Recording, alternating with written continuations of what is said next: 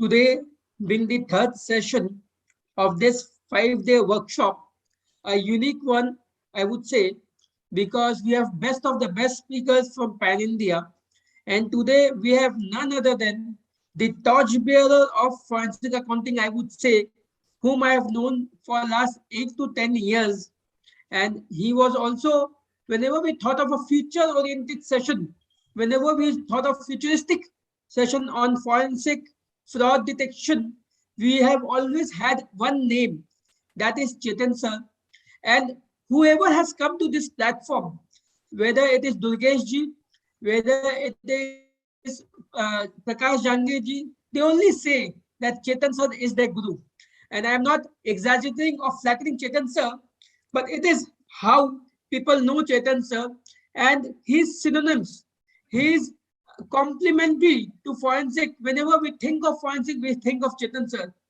And it is our extreme honor and privilege to have him on this virtual session or virtual workshop, which will be, although one-way discussion, and we'll give last 15 minutes, 10 minutes for any query if you have. But we have requested Chetan sir with his experience of last decades to discuss about the practical case studies in fraud and forensic and how we can check our system, have a maker and checker, or I would say 360 dimensional view to any voucher, any bill which we see. Earlier, whenever we used to see a bill or invoice or a transaction, we used to think GST laga ki nahi laga. We used to think TDS kata ki nahi kata. We used to think GST ka input milega ki nahi milega. But now, I would say, we have to think whether there is a fraudulent activity. We have to think whether a RMC bill is there in a real estate, whether a labor bill was there. We have to think that why this transaction happened. That's why we say that audit is no more.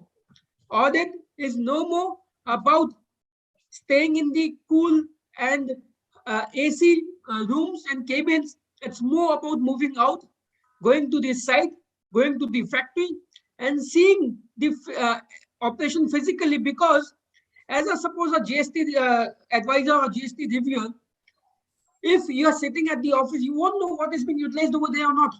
You won't know why this GST input has been taken or not. So similarly, for whatever transaction we are seeing, if we don't know what are the things being used in the factory, what are the things which are used as a raw material or a capital goods, we won't be able to know whether this bill is a genuine bill or not.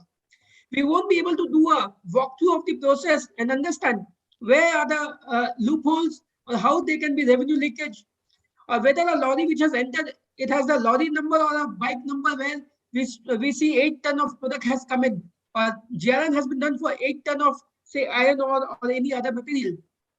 So Vahan.com, digitalization, the exponential growth of data online in last 2 years has given a leap to this forensic field.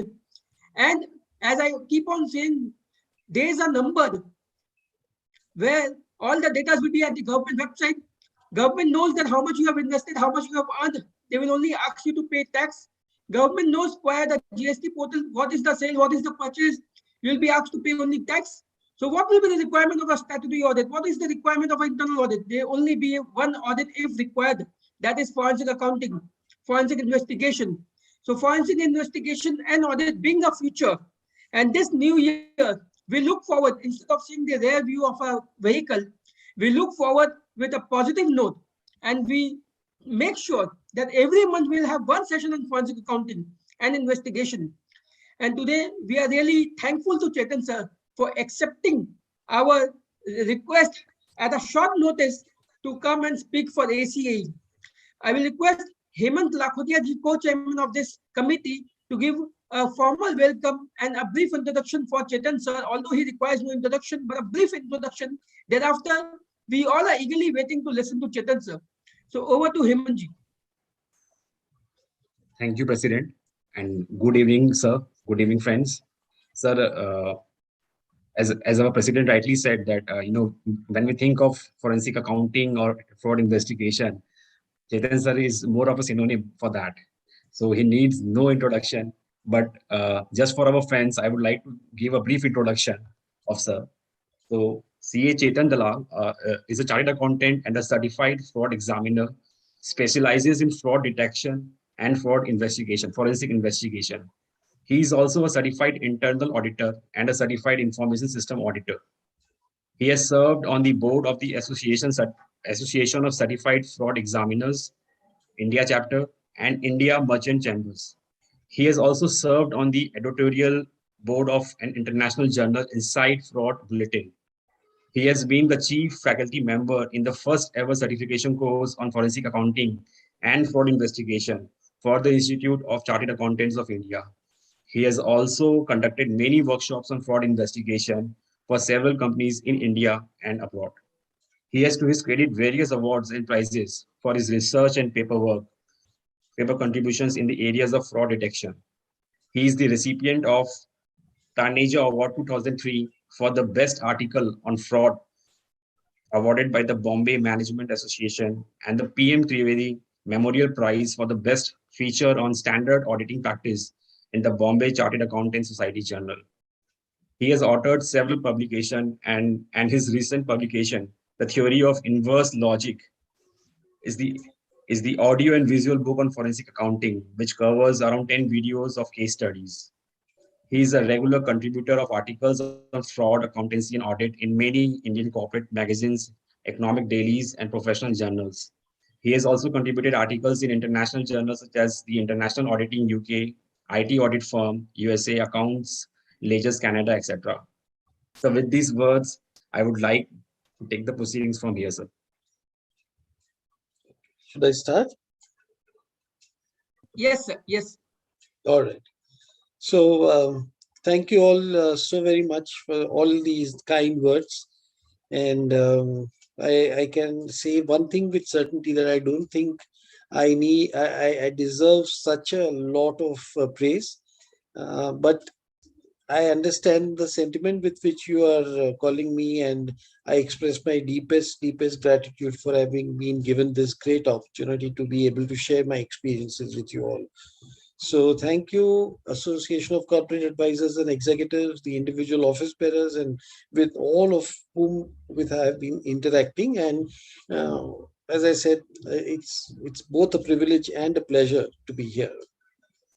So, friends, right to just sort of get on with the business at hand today, we are going to talk about some practical case studies. That is the topic which has been specifically given to me, and that is straight down to my heart.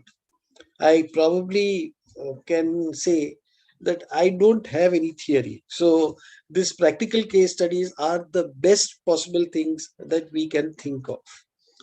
Now, usually, when I am on these live sessions in physical, I then that time operate my own PowerPoint, and I have my own files, etc. But on this linked sessions where we are on video, uh, I have requested my colleague, who's also a senior director on my board, Mr. Mahesh Bhatki, who is actually sharing his screen, and he will be helping me in some of these presentations, particularly a couple of films which I want to screen on this particular platform, and one or two little things.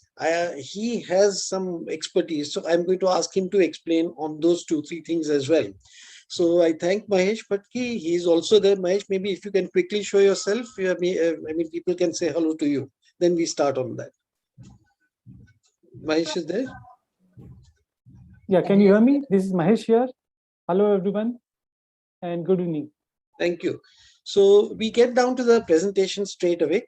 Now, this is a workshop, so I can see that only those people who are really keen and who are very eager to, learn more on this subject and to do more research. I would not say learn, but to do more research, because I don't think I'm teaching anything here. I'm only sharing experiences. And everybody who's here has his own expertise as well. So for all practical purposes, even I could learn from, and I would learn from all the other participants. So let's call this a sharing of experiences session, which is more what a workshop is like rather than a classroom training. So let's get on with it straight away. Let me go to the very first slide. The next one, Mahesh, please. one of the central themes, and this is my constant talk, virtually every session that I speak on, I talk about this. The most important thing in life, whether it is in forensics, whether it is in any subject, one needs to think out of the box. The same kind of thinking, going with textbooks, going with laid down procedures and processes and SOPs is okay up to an extent. But if you want real success, friends, in the future, I think you should have a combination of both. You should also, of course, follow certain bare minimum procedures and processes, but you should not limit them. You should also do constant research. You should think out of the box. Only then will you be, at least definitely in the world of fraud investigation and forensic accounting and fraud detection, this kind of innovative thinking, thinking out of the box, according to me, is absolutely necessary. So that is why this is the central theme based on which I always start my sessions. Further, next. Now, what are the things that I'm going to cover in this session? First and foremost, because this is a practical case study discussion, I'm going to take you through a series of different documents, most of which we have come across during our investigations in the last few decades, and some of which are adapted from the kind of situations that we have, basically to open out a window to the world of fraud for those of you who may not have actually done investigations. Now, even though you may not have done, I'm going to show you some normal, commonplace, everyday documents or pieces of evidence that we come across, which will enable you to know how important fraud investigation is. Because most of those documents would probably seem innocent. I would say that in most of those documents, we also initially took them at face value, we took them for granted, but eventually we later on realized that these were relating to fraud, and that is what I'm going to present to you. Then one of the very important things in any fraud investigation process is the ability to be able to spot red or green flags. I'll explain the meaning of both, but ability to spot indicators, symptoms, signals, signs, warning bells. These are very important in the world of fraud investigation, risk management, and in current times, even in audit. I'm sure all of you know, particularly those who are in the world of audit, where they are specifically chartered accountants, there is the latest CARO, which virtually is like a fraud detection CARO. I mean, virtually every paragraph has something where an auditor has to be concerned about fraud. I tell you that this particular CARO, along with some of the other provisions that are already there, I think the Companies Act really means business with respect to fraud. In this presentation, I'll have one or two slides also on this, what normally a fraud investigation approach, what are the bare minimum essentials in that. So I'll go through that as well.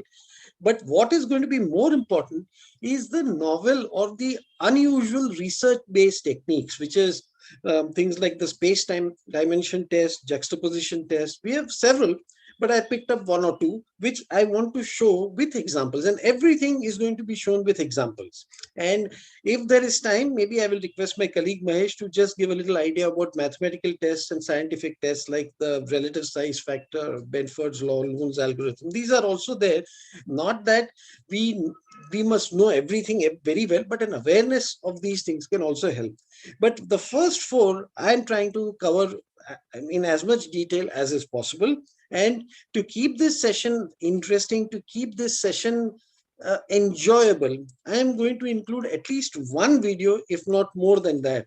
And if you like the video, please do tell me, because I want to make more and more of these. And maybe someday, along with this association ACOE, we will probably have a kind of a series, maybe a half-an-hour series, where we can show one video a day and we can have discussions on that. But of course, that is for the future. But one of the videos that I show here, please do come back to me and tell me whether you'd like to have more of those. So this is the agenda that I'm going to talk about in today's talk. Next.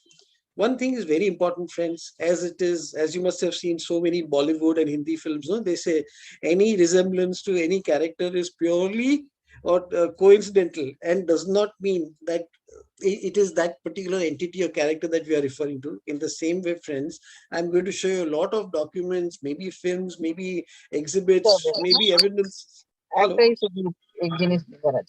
Sorry, somebody speaking, is it? Hello. No, Hello. Chetanji. Oh, No, I Chetanji. I heard something. So okay. Yeah. But am I clearly audible now? Perfect, sir. Okay. So just as we have those kind of disclaimers in films, I also have an important disclaimer to make, that whatever you name, whatever entity, whatever organization you see, please take this as a demonstrative reason to use some name or some entity. And this is purely for academic and discussion purposes, and no fraud was done by them, through them, on them, or for them. This is very important. And on a lighter note, other disclaimers are that no animals have been harmed while making this presentation, but the 41 participants which are there right now, I don't know what impact it can have on them. So please take and keep appropriate medicines ready. Okay, next slide. First, I'm going to request Mahesh to show for maybe 5 to 10 seconds each about 8-10 different documents that we come through, or we notice in our day-to-day lives. So Mahesh, is it possible for you to just quickly run through and just maybe 5 to 10 seconds? Like, see, this is what we call a screenshot of some SAP data. Now, this is something which all of you, because SAP is a very normal thing. So this is one kind of a screenshot which I'm showing you. Next. A boarding pass. Most of the travel expenditure which is by air is supported by bills and boarding pass. So this becomes a very important piece of evidence. Next.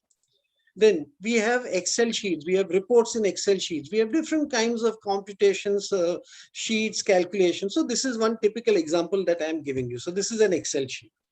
This is an Excel analysis report. And I think somebody from the ACOE gave me all these judges' marks. There are 4 judges who have judged: Durkesh, Chetan, Anand, Puneet, Nachiket, Harish. And they have found that they have the average score. I am the highest. Now, this is the average score. So I've got a prize of $100,000. Now, we'll come back to this slide, but this is something that I've been given. Now, all of you can see what this document is like. Next.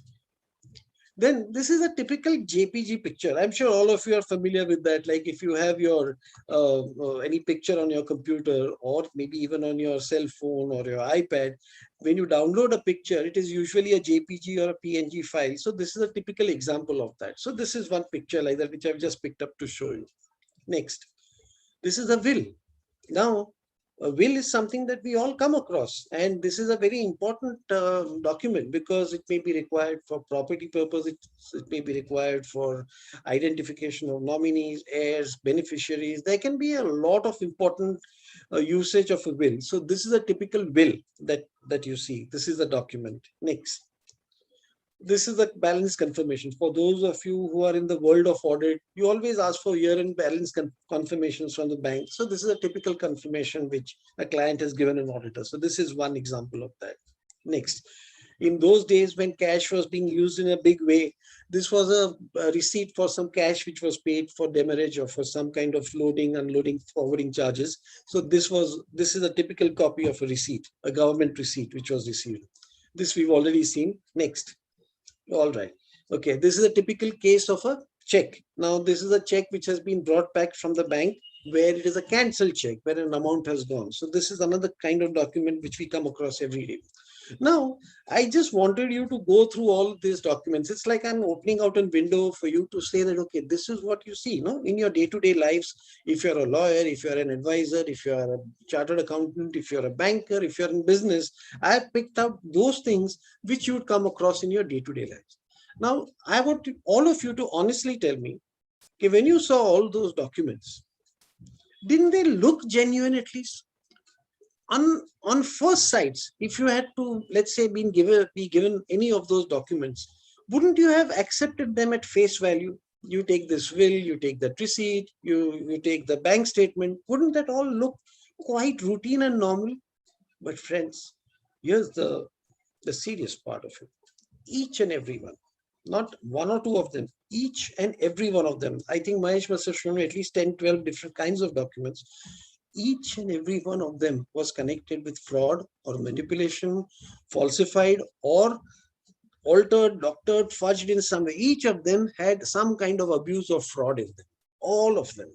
And friends, now you have to ask yourself, not Chetan Dalal is not asking you, you ask yourself, hey, had you been even a simple auditor, or let's say a person who was a consultant or a person who was advising them, would you not have accepted most of these at face value and said, fine, and whatever decisions or actions were taken using those documents, you would have gone about normally? I would have. I'm being honest enough to say that. But this is the level of fraud. This is life, friends. This, you sometimes do not know what comes in front of you may appear to be absolutely straightforward, innocuous, simple, and reliable, trustworthy also. Take that case of that Lakshmi picture. What do you see wrong in that? Nothing. You will accept it. But believe it or not, friends, everything, everywhere has some connection with fraud. So to the extent possible, as many or as some of these documents, I shall try and show you, demonstrate exactly how they were connected or involved in some kind of fraud or falsification. Next. Now, in this, friends, one of the concepts that I always explain in all these fraud investigation classes is this concept of steganography. Now, steganography by itself is fantastic. It's a kind of an ability to be able to dispatch or receive information without anybody coming to know, on a very confidential or a secret manner. But abuse of steganography is something that is bad. Now, just let's go further on this. What you see here on the screen, I'm just trying to demonstrate something to make this very interesting and to show what steganography is all about. Steganography itself was something which was there since thousands of years. What you see on the screen, if you see the central part of the screen, there is one sloka, if you can see that, Gopi Bhagya Madhu Vrataha Shrunga Shodaki Dadi Sandhigaha Khala Jivita Khatava Galahala Rasandharaha. This is a sloka. Now, this slok actually is a slok in praise of Lord Krishna, Lord Shiva, any Lord, I think. And this slok has been taken from the Rig Veda. That is, we don't know, but many, many, many thousands of years old. Friends, it looks like an ordinary slok, but actually it has a powerful punch in it. You know something? Many of these sloks have been actually transliterated using a Vedic numerical code. So what would happen is Sanskrit language, what you see on the top, Ka is given the number 1, Kha is given the number 2, Ga is given the number 3, so and so on. There is this coding system which was designed years ago. Years means hundreds of years ago. Based on that, if you give the numbers like for Go, which is Ga, the number is 3, if you can see on top. Then Per, the number is 1. So on, these kind of numbers, when you attach to each and every alphabet that is there in the slok, do you know what you get, friends? You will be surprised. Have you heard of the number called 22 upon 7, which is pi? Yes, friends, this number, Mahesh, just show them, this number shows the value of pi up to 32 decimals. And in the world, even to go up to 16 digits, it took them till a few centuries ago. But this was known to India, to the Rishumunis, to the people who gave us Ruga Veda, that this is the value of pi. Pi represents infinity, because this number goes on. This 22 upon 7 doesn't get completed. You keep on dividing and a fresh number keeps coming in. It represents a kind of infinity. And infinity is related to divinity, and divinity is related to Lord Krishna, Lord Shiva. And this particular slok is dedicated to Lord Krishna. Now, or Lord Shiva, I'm not identifying which Lord, but it is dedicated to the Lord. Now, this is something which you can say is a kind of steganography, because here, each of the alphabets in the slok is giving you a number, which in turn, on an overall basis, is giving you a message. Now, friends, this is what steganography is all about. Okay, when something is being transacted, given, sent, received, you see something else. You do not know what is the purpose or what is the real message inside. And that ability to be able to send messages in a confidential or a hidden way in something else is known as steganography. Now, unfortunately, friends, there are people with a devious bent of mind, and you find that people use or abuse this.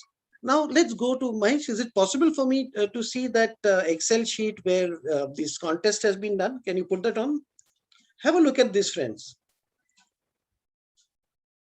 Now, I've just made this, so please, there's the due respect and no offense to any speaker involved, but this, let's say that this is a very humorous spreadsheet which we have prepared. Let us presume that this is the kind of marks which have been given. Judge A has given Durgesh 9, me 7, Anand 9, Puneet 7, and so on.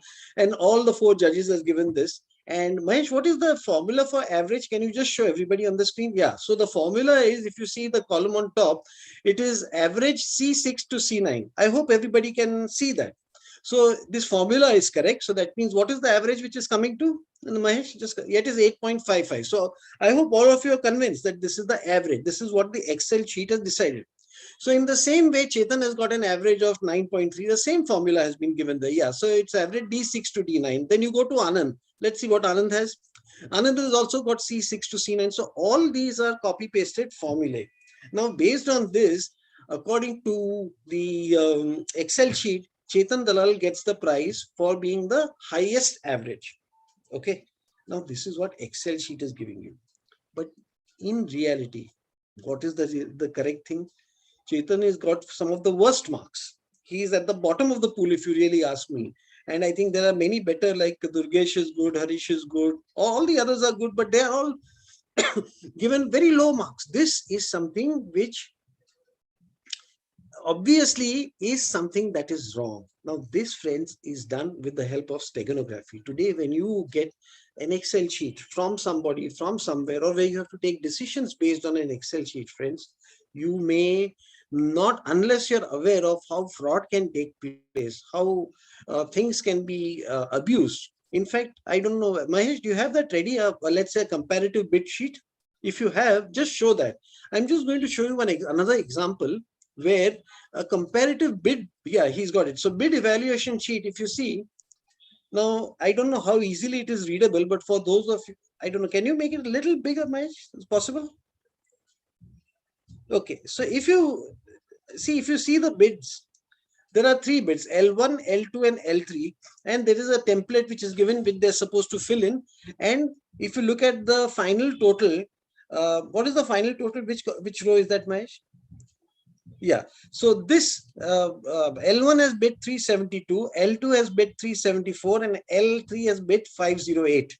Now, if you take the total of 372, what is the formula? It shows the total of F12, F18, and F25. So, can you show those three cells, please? F12, F18, and F25. Okay, so can you now see all F12, 18, and 25? He has just filtered them down. So can you see that? Now you just take a mental arithmetic. If you take 338 and 124, how much does that come to? Mahesh, how much does that come to? So what is the total which is coming in this? 462, 472.5 altogether. Correct. So if it is 462, then why is this formula showing 372? Though the formula is very clear. If you read the formula, what is the formula? F12, F18, and F25. So that means Excel sheet is showing you a different total, which is lesser. The contract went to this person, and L2 and L3, who were actually lower, or one of them was lower, they were bypassed. Now, this is something where decision making has taken place, and a higher court has got the contract.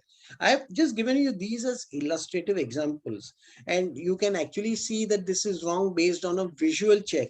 But can you imagine that if I were to give you a workbook which has got 20 sheets where it is dependent and cross-referenced and connected to various sheets, what would be the situation? Would you be able to check everything? Not easy, friends. So this kind of fraud is something which happens, and this is, you can say, a nature or a kind of steganography. Now, this is something which is here, which is there to stay. And as a practical example, I'm telling you, when you get an Excel sheet, you need to take certain precautions or certain measures which maybe in someday, if somebody wants to really know, they can either email me or Mahesh. We'll be glad to help out. It will be a long process to explain, but it's a matter of a few seconds to actually do those things, and you will be in a position to at least have a greater assurance or reliability of those Excel sheets.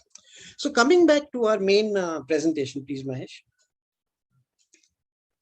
This is what steganography is all about. So I thought that I should at least bring to your notice that such a kind of abuse takes place using this tool of steganography in modern times. Next.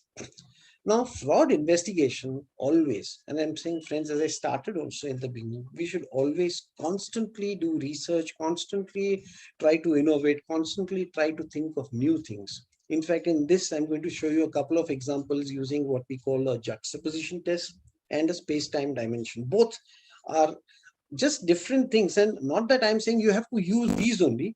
I am just giving you an example that when you try something new, you get results which are far, far more phenomenal than what you get applying your standard laid down stops. So that is the reason I just want to illustrate the advantage of using a new research method. I'm not saying you have to use juxtaposition. I'm not saying you have to use space-time dimension. Yes, if you want, you'd like it to try it, but keep looking for things like this. And friends, you'll be super auditors. Next.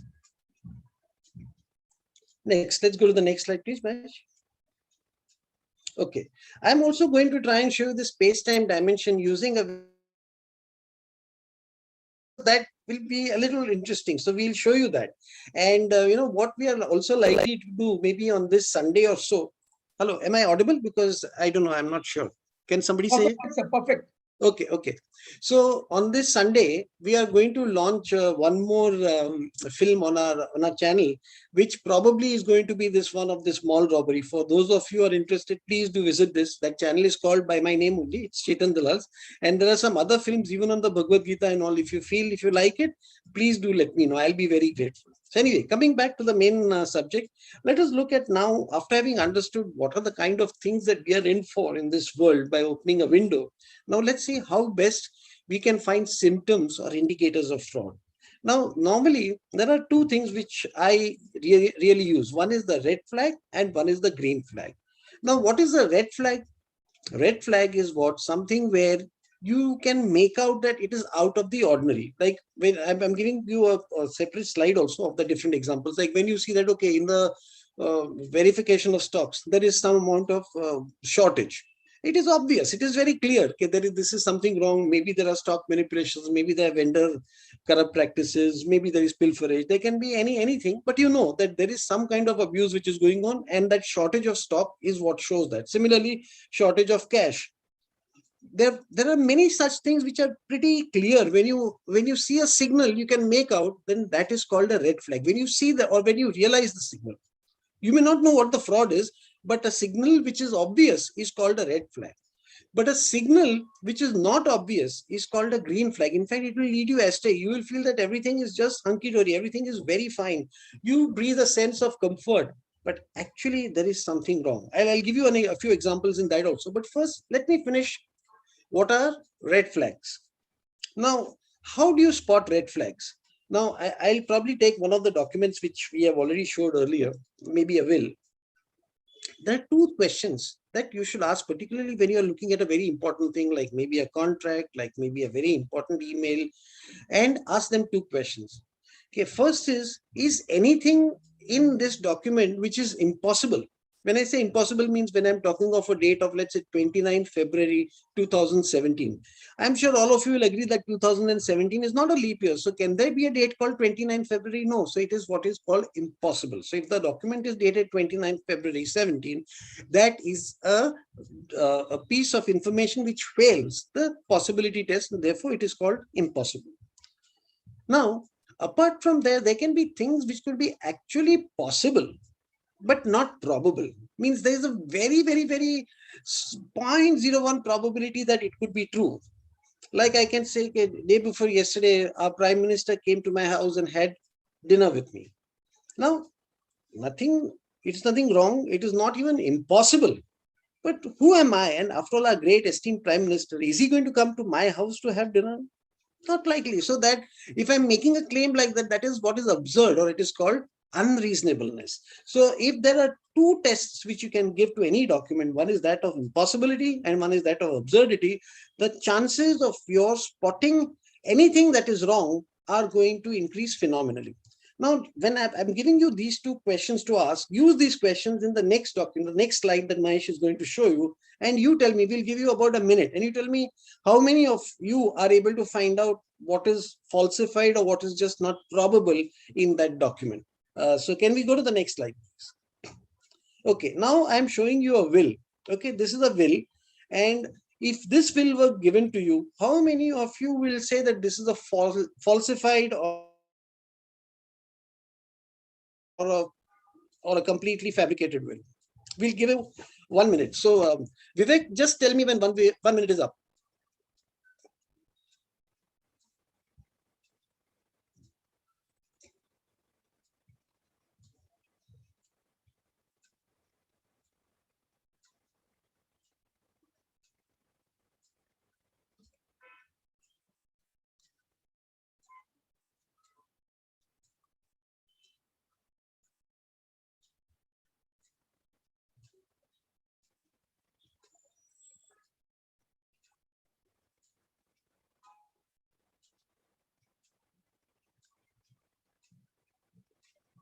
Okay, let's call this time up. Now, I see one chat where one Mr.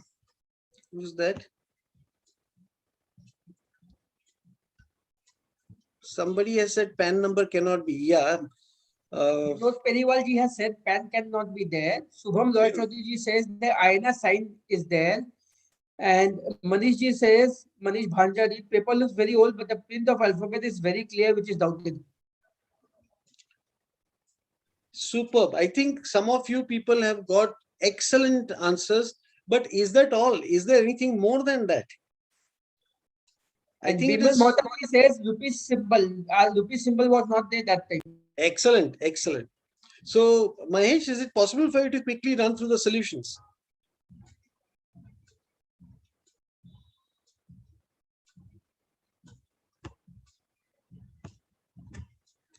Okay. Now, this 6-digit pin, I don't think many of you found that this 6-digit pin was introduced in India in 1972 on 15th of August. Till that time, I don't know, for those of you who were born before that would know that that time cities were known by single numbers or double digit, like Bombay was known as Bombay 2 or Bombay 3, something like that. This full thing of 40001 or 3000, something like that. These 6-digit pins were introduced only in the year 1972.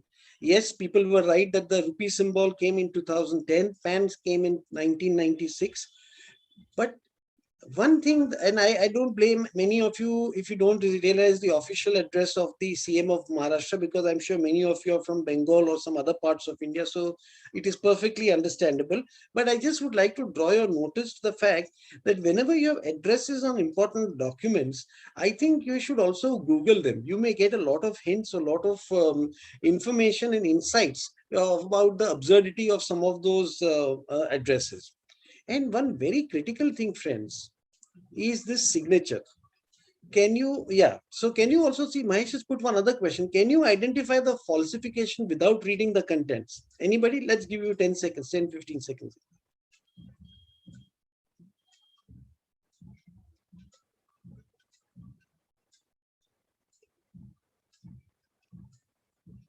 Okay, I'll tell you. Most of you, and I wouldn't blame you also, would say that this is a typewritten document. Now, so I think Mahesh has already given up one important this thing is that the felt pen was introduced only in 1960. So this signature in a felt pen couldn't have been made at that time. So that is one very important thing. Second thing is, if you see, this document is aligned or justified both sides, that is the left side as well as the right side. Now, this is possible in a computerized environment, But for those of you who have actually operated a typewriter and a manual typewriter, you would know that the carriage would only be able to do a margin on the left side. The right side, you cannot ensure that it comes in a straight line. Now, this justification at both sides is something that is possible only on modern computers or maybe in electronic typewriters, but not in the original manual typewriters which were in use in 1958. This document, friends, let me tell you, has been printed using computers, typeface fonts which have been downloaded from the internet on a parched old document to make it look like a will, but it is not a will. So the appearance can be deceptive, and which it is in this particular case, but these are the signals. And as we have also pointed out, in typewritten fonts, in those manual typewriters, there was only one font which was available. Now here you are getting Bill, which is a larger size font as compared to the others, which was also not possible. So these were all things which we call the theory of impossibility, that it is not possible. And if you look at the address of Malabar Hill, Varsha, that is the absurdity, that what we are saying is that the address of this will was done at the chief minister's house, which is something which is ridiculous. I mean, this person is a nobody to be really there in the chief minister's house. So this, friends, is a typical example of a document which can be otherwise relied upon, which looks very deceptively innocent and dependable, but actually 5-6 different ways it is falsified. And we can probably show you many tons of documents where most of us will probably say, no, this seems to be absolutely all right, but you can find at least 5 errors in that, or errors or falsifications or things which could have been deliberately done to mislead people. So once you start getting this habit of questioning, asking questions, or trying to analyze a document using this different approach, you will be excellent forensic auditors. Next. Now, let me give you some examples of red and green flags. Like, what are the different examples? First is I mentioned cash or asset shortages, excesses. Then, what do you say of this? That supposing your purchase manager, he goes on a Swiss holiday with the largest vendor of your company. There is no crime he's committing, by the way, but it is wrong, no? In the sense that there could be in such proximity, he may give more business, he may get cutbacks, he may get kickbacks, he may give favors, concessions, God knows what.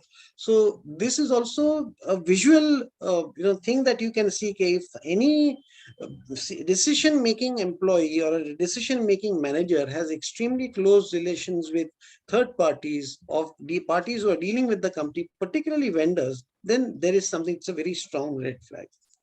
The third red flag is too much of power vested in one person or in one group. There is a saying that power corrupts, and it's absolutely true. The moment you have more and more powers, the moment you take things for granted, things happen.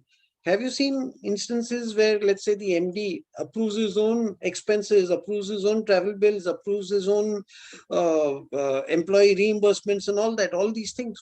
Now, I'm not saying all of them are fraudulent in nature, but that control, that itself is a door open for permitting fraud in that. So when too much of power is given, that is a place where you can call it a red flag. Then, of course, the issues of missing data, documents, information, people missing, anything that is missing, or it is in the earlier days, if it was overwritten, or in things where it was scratched out, white ink was applied, in those days, all these things were indicators that there is something that is wrong, something that is being hidden. Now, these are some of the examples of red flags, but what about green flags? I said green flags are those where there are indicators that something is excellent and gives a sense of relief, but actually it is exactly the opposite. That we call this the too good to be true syndrome. I'll explain that with one actual film we are going to show you, but there can be many good things. Like, say, for example, you say this, that in the case of unidirectional errors,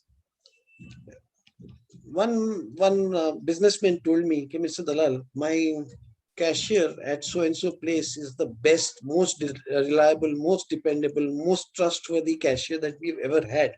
I asked him, why do you say so?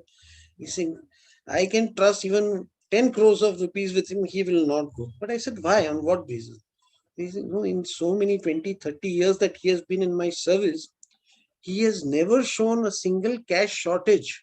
On the contrary, he has always shown excesses in cash, but never any shortage.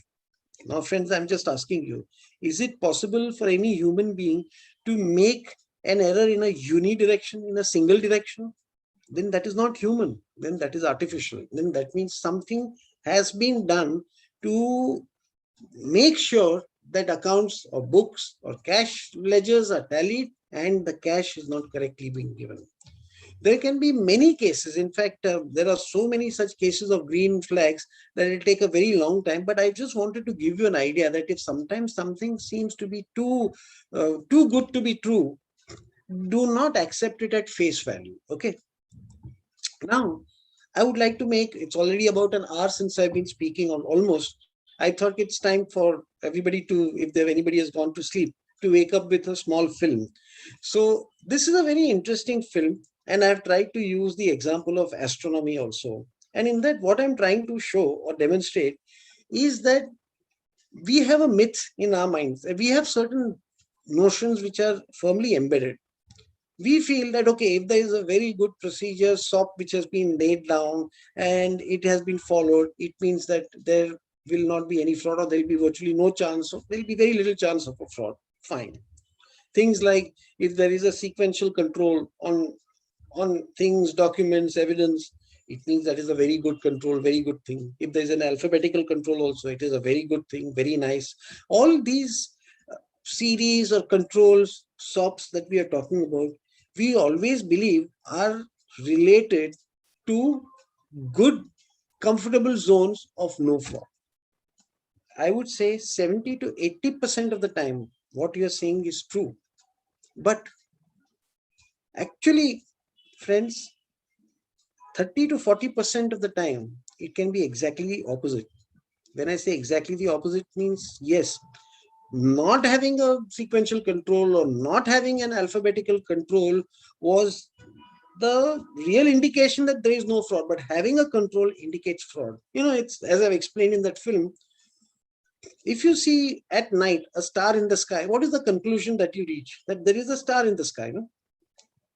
I would say that most of the time what you're saying is right, but there is also the reverse possibility.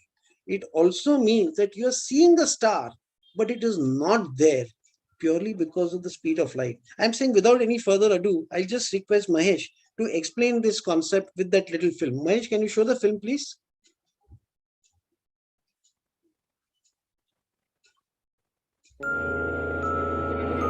Can you make it big, full screen?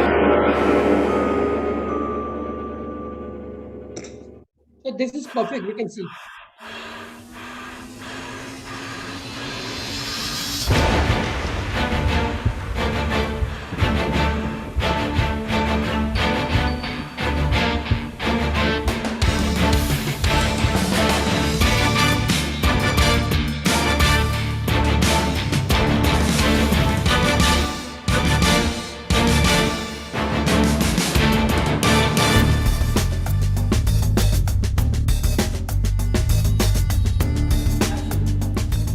Hello friends, this is Chetan Dalal here, and in this episode I am going to talk about a very interesting case. This is the case of the incredible systematic college students.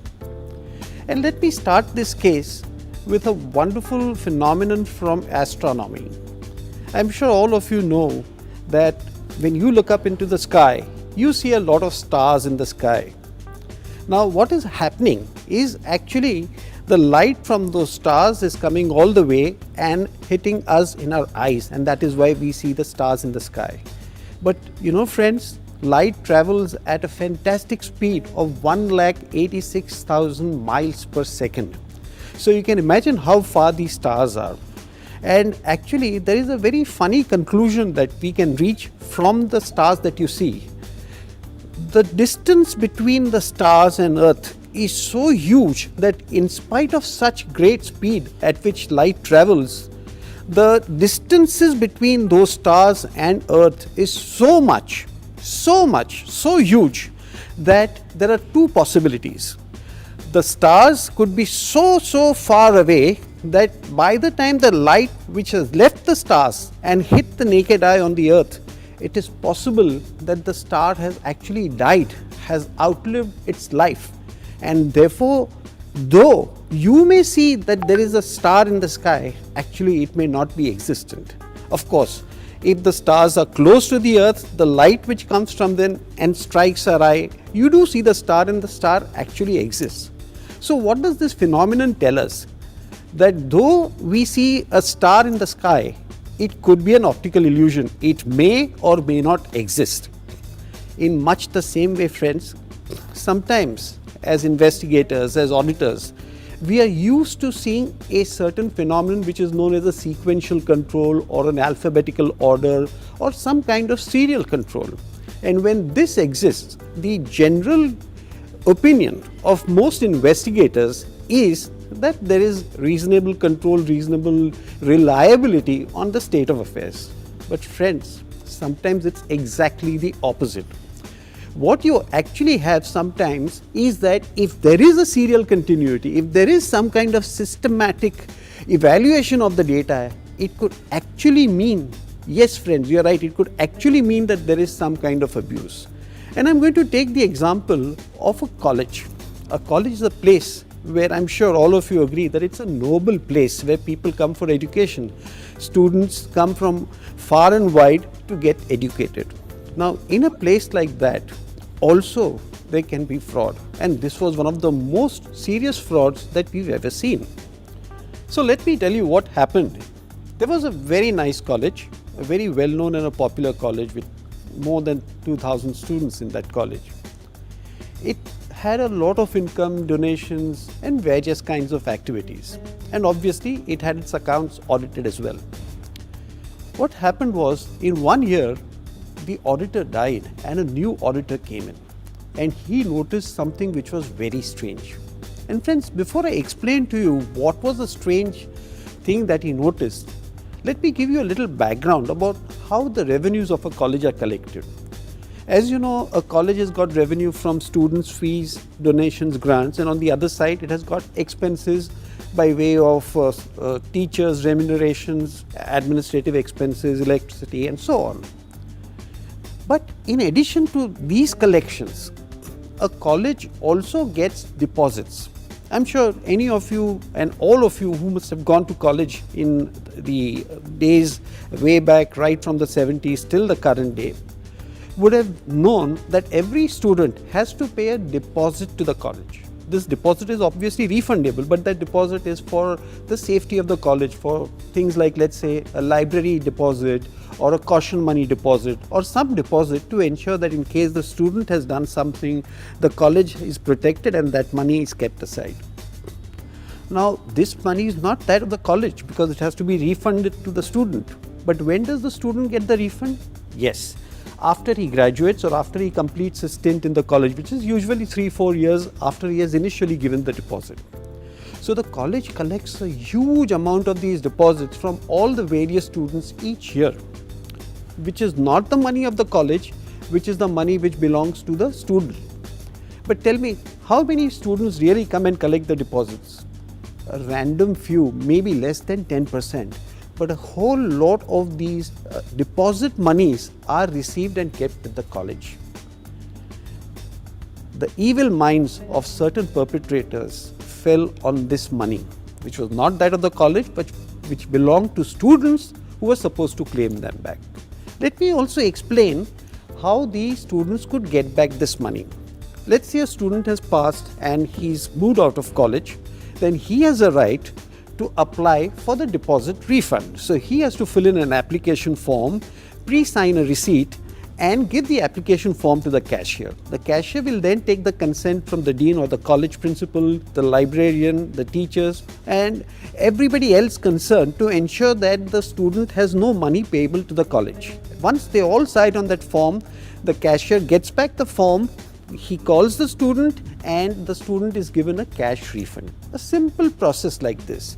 And from the accounting point of view, the college maintains books of account which include ledgers which include all the different names of students who have collected monies and each day the amounts that have been refunded. So what you see now on the screen is a typical ledger account of deposits which have been refunded to various students on that day.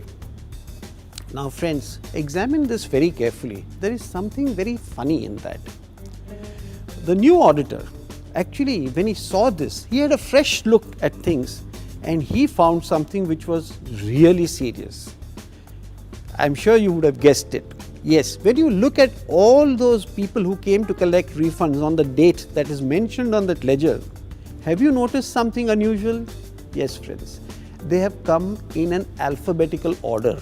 As you can see, the first name begins with A, the second with B, the third with C, and so on. Now tell me friends, it's a very important thing.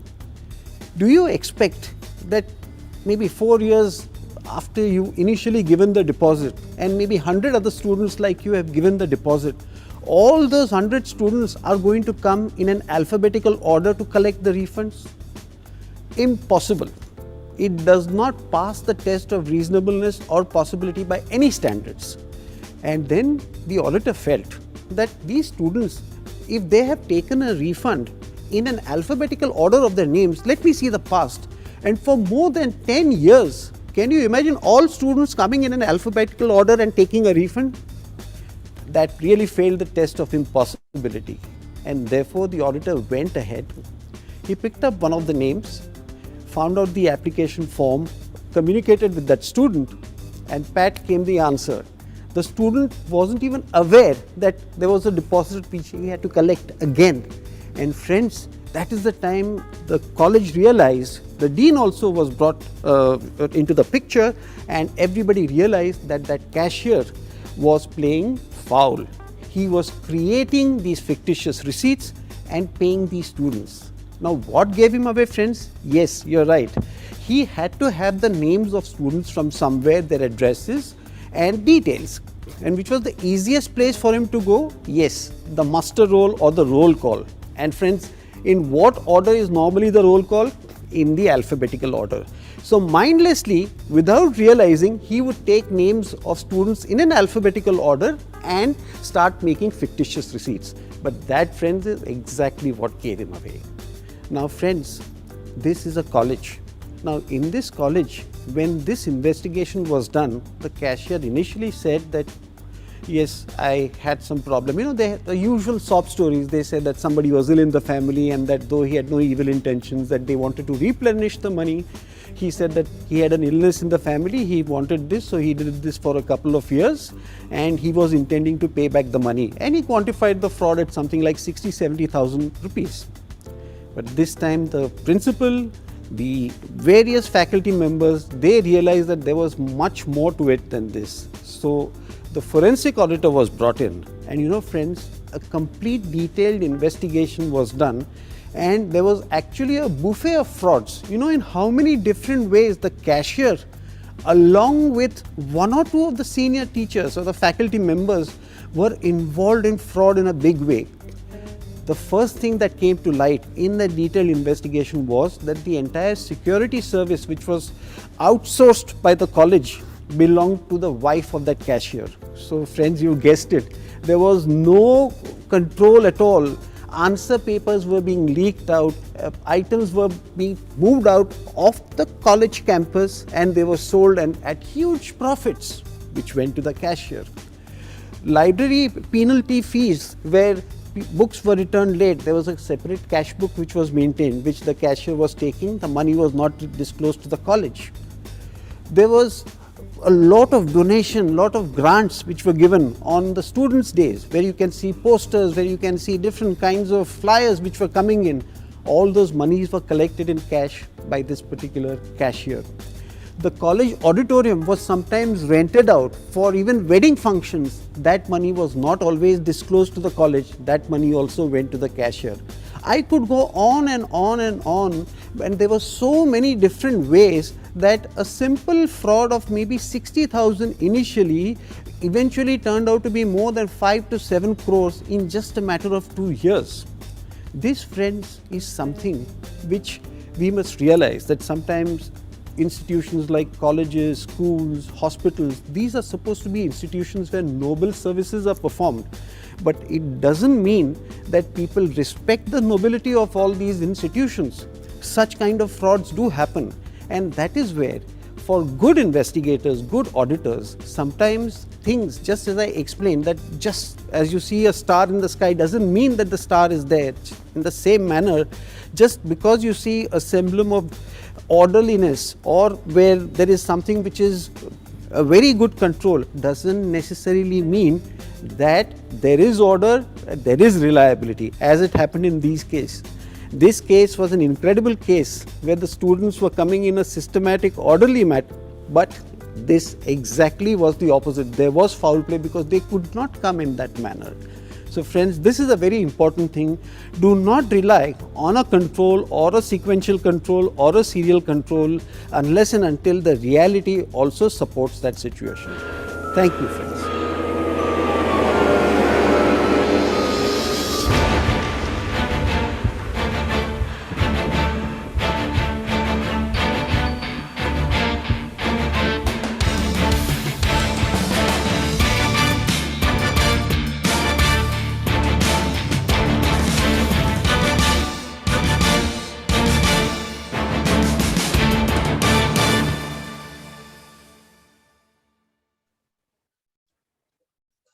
Yeah. So, Simply friends, lovely, sir. Lovely. thank you so much. And as I said, we have got about 15-20 films already. Anytime you want to have a series of these, maybe a 45-minute, discussions, they are very useful because these are day-to-day audit situations that we have actually come across from our experiences. So if this can help people across and people who are in various kinds of professional practice, it will be my pleasure to be able to share these experiences. So let's go back to the main this. Now let us also look at what are the elements of a good normal investigation approach. Since this is a workshop, we should also know, I'm going to talk a lot about novel and other ideas, but we must definitely look at what an investigation entails. So let's look at the generally all fraud investigations have the following and should have the following elements. One, and this is the basic, the platform on which the entire edifice of the investigation has to be built, is to clearly identify the objectives. And I place tons of emphasis on this because, if your objective is not really clear, if what is expected from you and what work you do is different, your entire picture will be useless to the people to whom you're offering a service. Therefore, you must first crystallize your objective very clearly, and based on that, get a written mandate. And this second part is also equally important.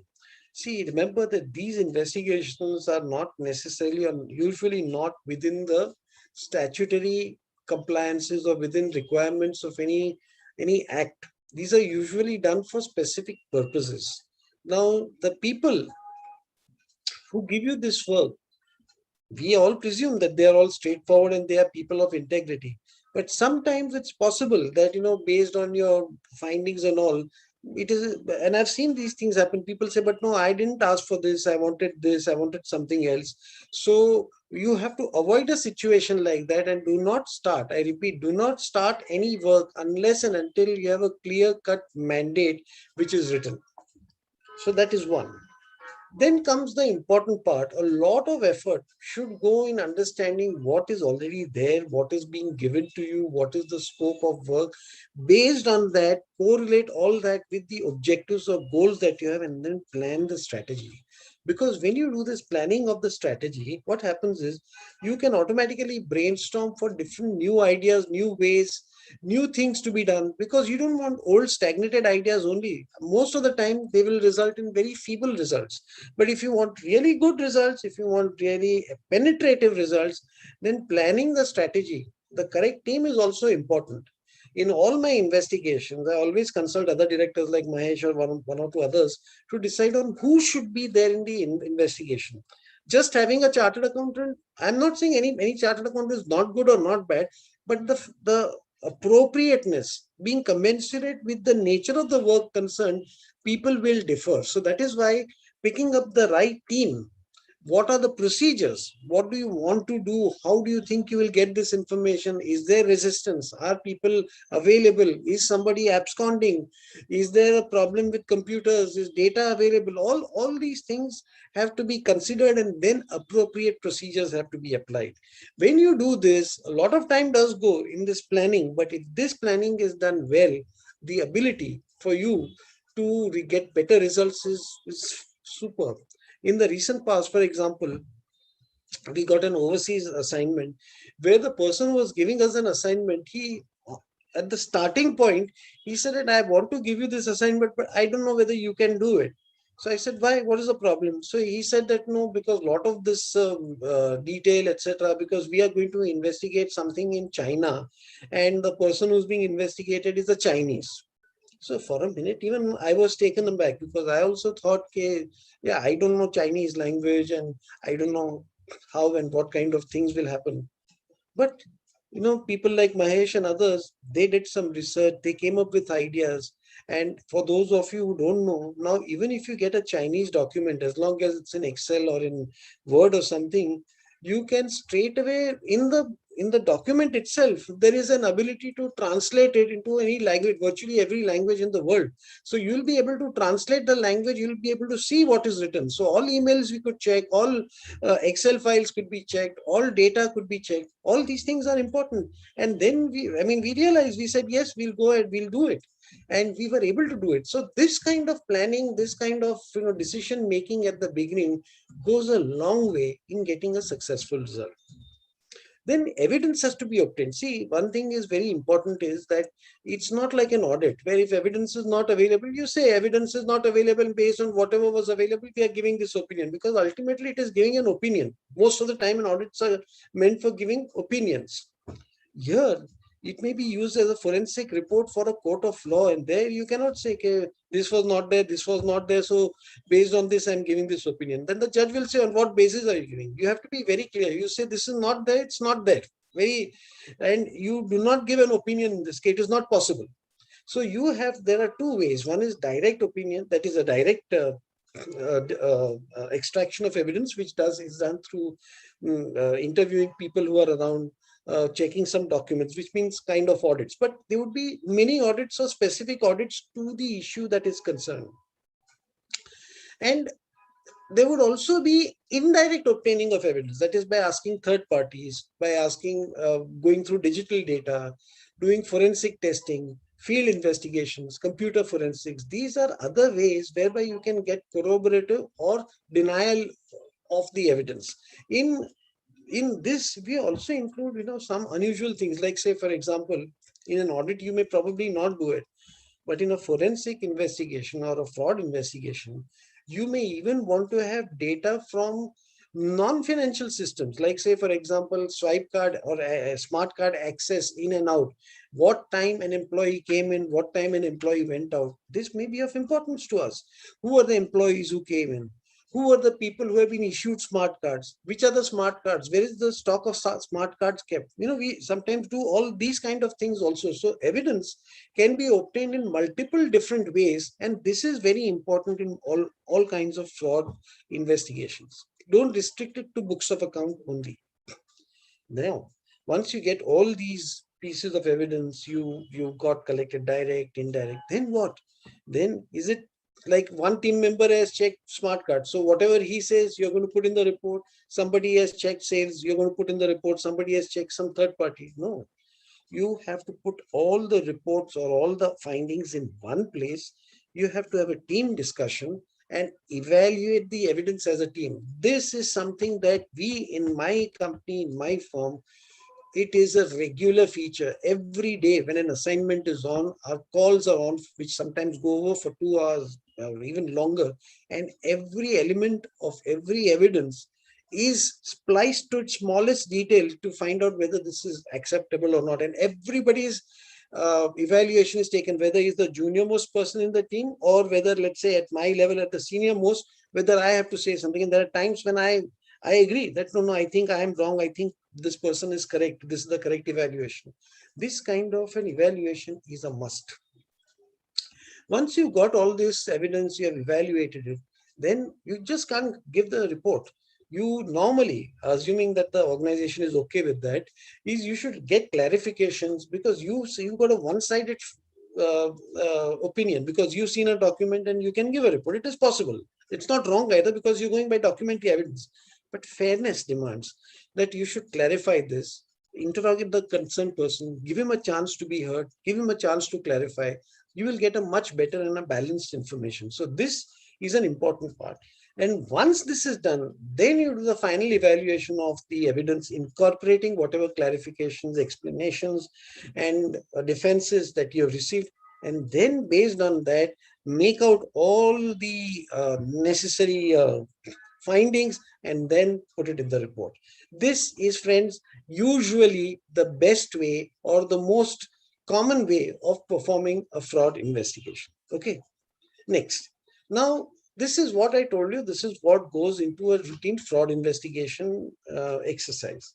But I would also like to show some things that we have done by way of research, some new kind of tools, which is something necessary. This test of juxtaposition, this test of space-time dimension, and so on.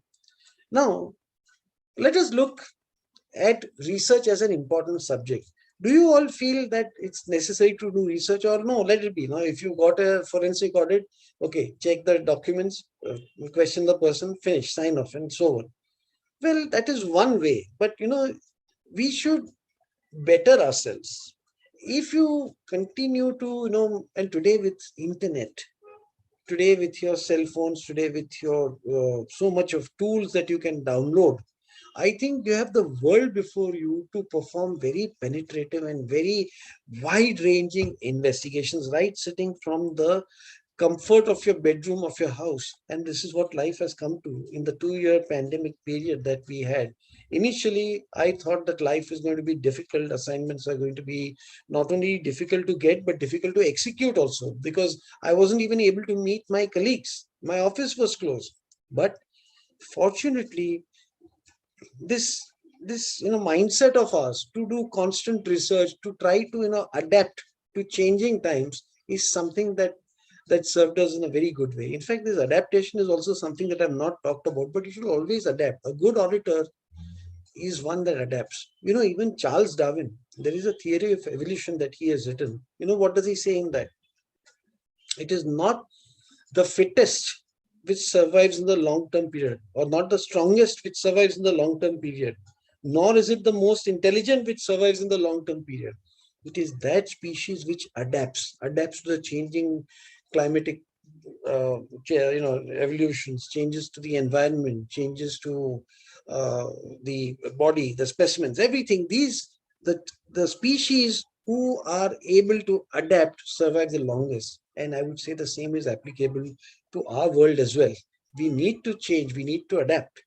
Today, when you are doing an audit and when you see a new law of this CARO coming in, you have to adapt. You have to see what are the things that you have to do. I don't know for many of you whether you've gone through the new CARO, but particularly for the chartered accountants. You have to be virtually a soothsayer. If I'm not got all the sections and everything ready with me here, but my understanding is there is a certain provision which also says that you should be in a position to predict whether the company you're auditing will be able to fulfill its loan commitments within the next 1 year or not.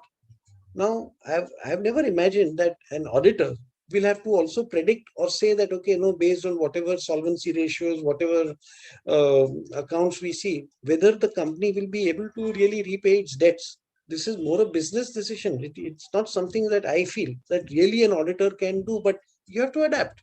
This is the law. This is the new CARO. You have to change. You have to make yourself geared up to do those things. And in fact, that is also another place which I recommend to this association, that have some regular seminars on this implications of the new CARO. There are a lot of implications, lot of new things, and a lot of added responsibilities. I'll be happy to give some material also for that, because I've done some amount of research. But friends, please do mind well that CARO now is going to be a very serious matter, and we all as auditors will have to put in 3 times or maybe 5 times as much effort that we were putting in the past.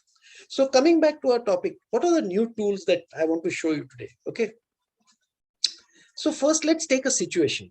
Supposing we have many people who are in the world of consultancy or in audit or something where they have to deal with banks, they may have to deal with stockbrokers, they may have to deal with insurance agents, where in today's world, KYC has become very important. That is the identity of a client. Today, identity thefts or identity frauds, impersonation thefts, they are there in a very, very big way. Money laundering, it's very often dependent on the ability to have accounts in fake names and all these identity thefts. It is the government also is taken world over. This has taken a very serious view to ensure that KYCs are strong. Every 2 years, your banker will ask you, okay, please submit your fresh KYC forms. Why? Because this is a very serious issue. Now, let us suppose that any of you is given an opportunity by a big organization, maybe a bank, maybe an insurance company.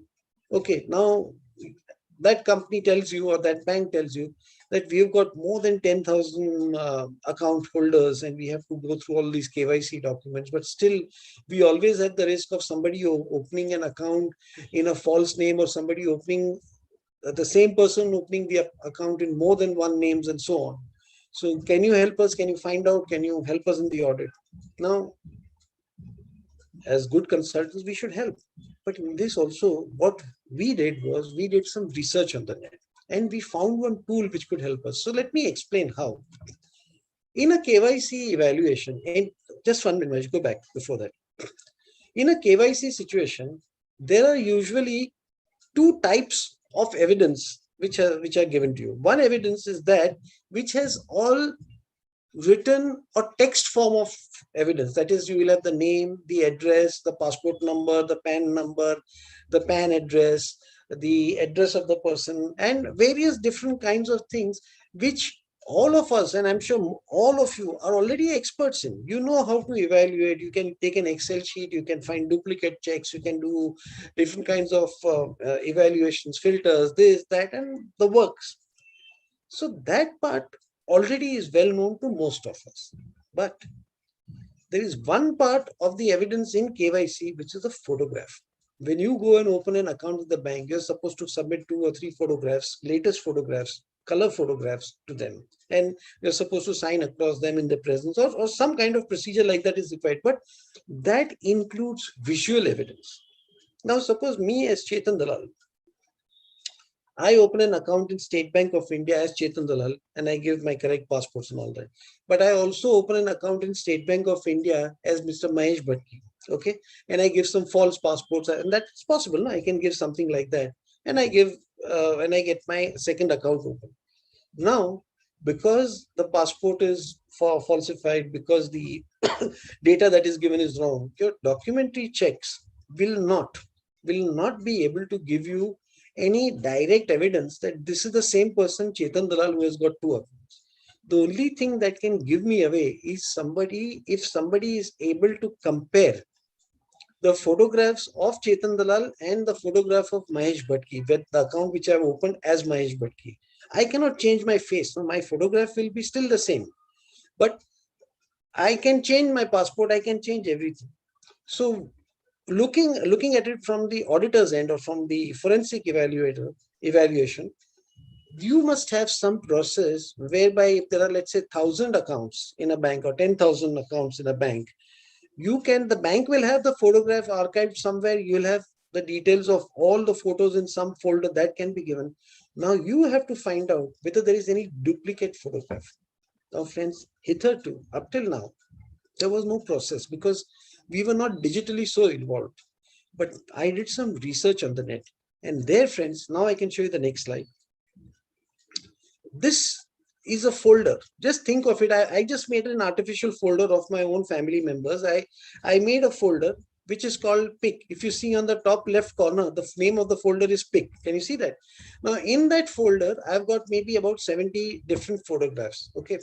Now, even in 70 photographs, friends, if I were to give you the 70 photographs, it will be very difficult for you to find out if there is any duplicate in that, because you can't juxtapose each person with another. I mean, the permutations would go 17 to 70 times, I mean, multiple times. So that is not possible. Therefore, I did a search on the net to see whether something like that, do you have any automated tool? And friends, sometimes when you do this, it takes some time, but you get results. So I found one software, one application. As you see on top, it is written Visual Similarity Duplicate Image Finder. Can you read that, all of you? Now, this is an application which can be downloaded for there is some payment, but it's something like 3, 5, 10,000, not something very big. Just go back to the previous slide. This particular application is available. I downloaded it. I put it on my computer, the same computer where I had that folder called pic. Now, if you just have a look at this particular browser, it's very simple. It's something like maybe your Excel, where you have the different icons on top, and they're very easy to understand. Like you can open project, close project, add a folder, files, filter, all these things are the same. But what is most critical and important is, if you see on the lower left column or lower right column, sorry, you have to identify a folder. Can you see add folder written there just below that? So you have to link this application to a particular folder.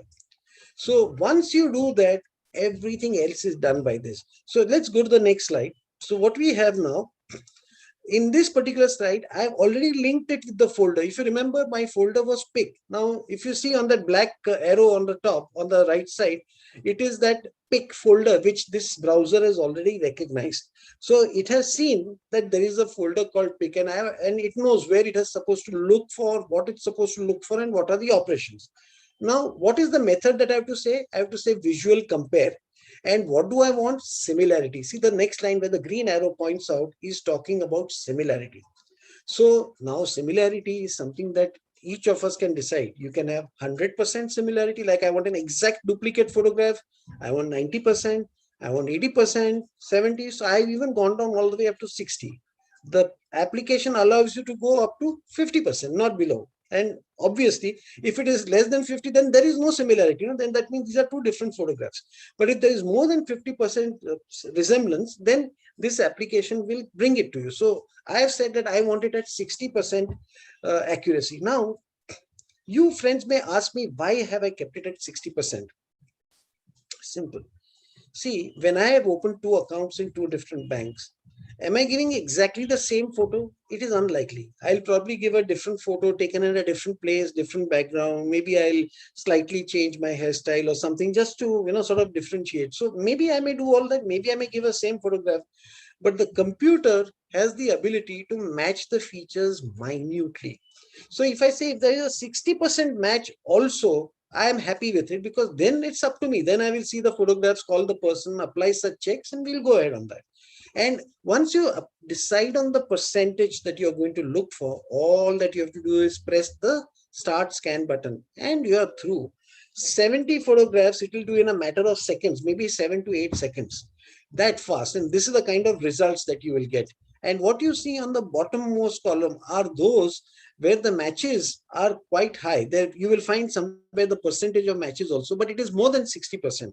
Now, when you see this match, friends, you can see that the photographs are slightly different, but the computer has been able to identify the same or a similar face from different names. See, you may not be able to see the names, but these have all been saved as different names, as different photographs. But the computer has been able to identify that these are exactly the same. And there you are. Now, the rest of that, the next part of it is with you to see what are their addresses, names, see the entire thing in an overall audit evaluation, and then come to a conclusion whether or not this person is using the same account for himself, or is it there two different people. Sometimes it happens that two people may be very similar looking, in which case it can be a genuine case. But nevertheless, you have a handle, you have a method, you have a way to detect this fraud. So this is one tool, and I'm not saying you have to use this tool only. There are umpteen number of such tools which are available. The idea is that in your mind, it should be flexible to say that, okay, I'm given a situation like this. For this situation, what should I look for in the internet? And when you go to the internet, what are the things that are available? Download them, try them. That is your research. And if you like it, if you find it is useful, something great.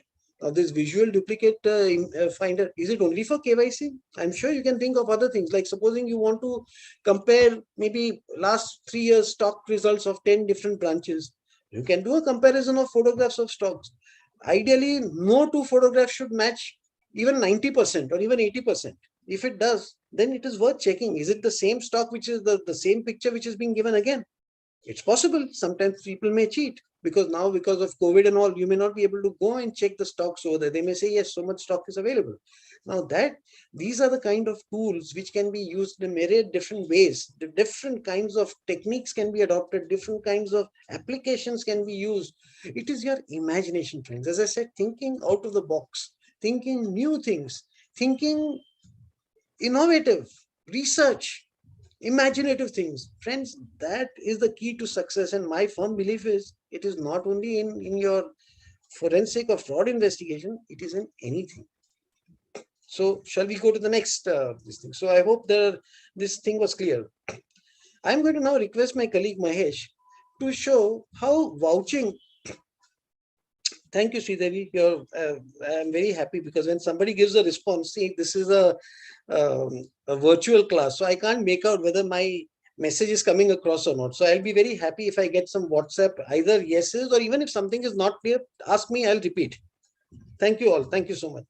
So I'm going to request Mahesh, okay, supposing we have to do vouching of travel expenditure by air in modern times. That means now these days there's lots of air travel and people in a big company travel for long durations and at different places, and usually very big travel bills.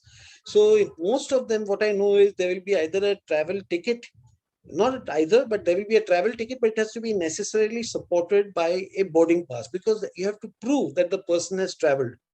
Now, in a situation like that, is the boarding pass good? Can we sleep with a pillow under our head saying that no, all these are properly supported with boarding passes? So thumbs up, everything is okay. Or is there some other way where we can find out if somebody is committing fraud? Can you help Mahesh on that? Yeah, sure. Am I audible? Yes. Yeah. Okay. So good evening, everybody. And thank you for this opportunity to be in front of you. So this was a case where, we were looking at the travel claims. And what had happened was, the background was something like this. There was this CEO of a company who was based in Delhi. And one of his employee who was in marketing was to travel to Mumbai. And he was to attend some meeting based on which they were to get a very big order. But this CEO was suspecting that that employee whose name was Mitesh, as you can see on the boarding pass over here, that he did not travel. So he checked with his accounts and they said no, he had traveled, and they gave the boarding pass saying that he had traveled, and there were expense claim also made by him. And they looked at the boarding pass and they said that there is a security stamp, etc. So it appears that this person had traveled. But somehow this CEO was not convinced that this person had traveled because of some other suspicions that he had. And then he approached the forensic auditors also to check whether, is there anything wrong with that. So in normal case, what do you generally, verify? Generally you verify that the name is correct. You ensure that, this particular flight might have taken off, that you can see on the net, whether this flight had taken off, what time it had gone, whether it really flew or not, and all those kind of things you can check. And there are a lot of things that you can check, but many things you cannot check because it is not available to any private people to check. For example, if someone is to say that I want to see the CCTV footage at the airport, now those kind of data is not available for anyone.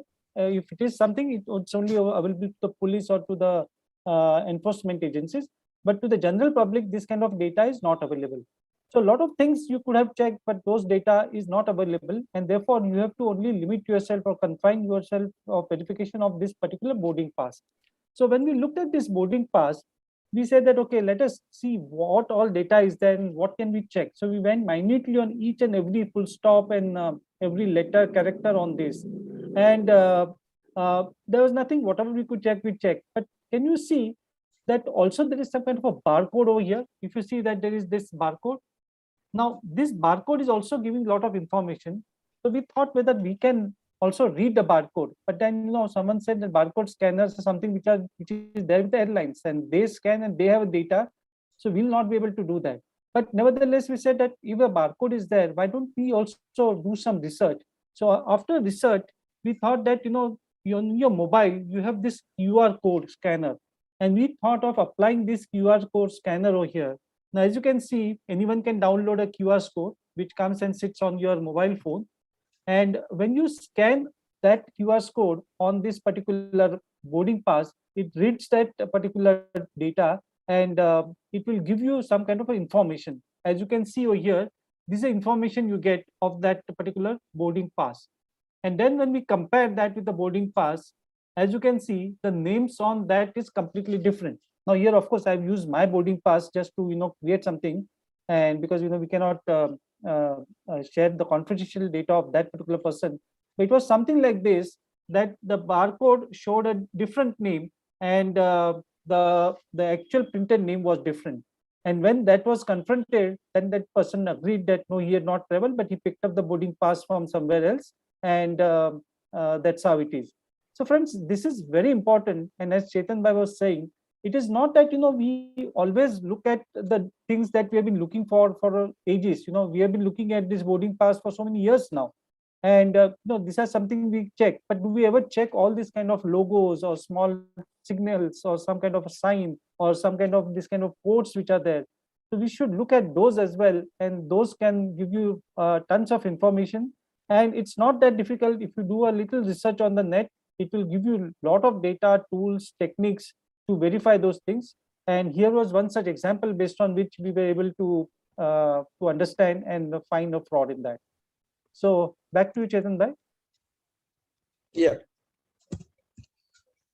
So Mahesh has very clearly shown that if we actually do research, in this case, he has done research on barcodes. And now, friends, I'll just ask you, is it necessary that this barcode can be applied only on boarding passes? It can be applied on many other items where a barcode is given. It is a tool in your hand. So if you keep changing, if you keep thinking, if you keep looking around in the world, I'm sure, friends, that is the real hallmark of a really good professional. Otherwise, you will be laid back in time, because today obsolescence is by the second, by the minute. What you do today is going to get obsolescent tomorrow. And so in that case, you keep looking at new things, new options, new things. I keep saying that again and again because I want you all to do that. Okay, next. Let's go to the next point. Now, let's look at two new kinds of tests which we look at. One is juxtaposition test. I don't know how many of you would be familiar with this word because it's not a very common word in English. But in English, the word juxtapose means to place side by side. Like, see, if you see on the next slide, I have shown you two signatures. Like, see, you can make out which is a genuine signature here and which is the forged signature. This is the way even bank managers or bank tellers and cashiers, when you go for a withdrawal, a cash withdrawal, you give a check and which is signed, or you give a withdrawal slip. What happens is that they are supposed to have a specimen signature with them. They compare that with this and they decide whether this signature is okay or not. This is a very simple process which is, in simple words, called juxtaposition. Now, this process of juxtaposition, friends, is it just applicable to signatures? Friends, that's where we kept on applying the mind. We kept on thinking more and more and more and more. And you know how many different ways you can apply juxtaposition test? You can apply it, as you see, on signatures. You can apply it on maybe two vendors' invoices. You can apply it on two quotations. You can apply it on two HR references. You can apply it on two pictures. We saw that picture also, no, a little while ago. You can do a juxtaposition test there. You can find out whether two pictures are really similar or not. You can apply on to audio recordings. You can apply on to CCTV footages. You name it, in every which different way you can apply this juxtaposition test to get the true test of genuineness, of reliability, or whether there is any falsification. I'm going to show you one case of a test, a juxtaposition test, which was applied in the case of a an employment recruitment of a new employee. All these are all assumed names and all that. But let us say that there is this person called Shivaji Vishnu Gaikwad, who was applying in some company to to get a job. And normally all HR departments will insist that we require at least 2 reference letters from, or maybe more, from your either past employers or somebody with some kind of credibility, a kind of anyway antecedent check which is required. So this person gave 2. So the HR person, what he would normally do is he would take, okay, this is from Mr. X, this is from Mr. Y, he would file it.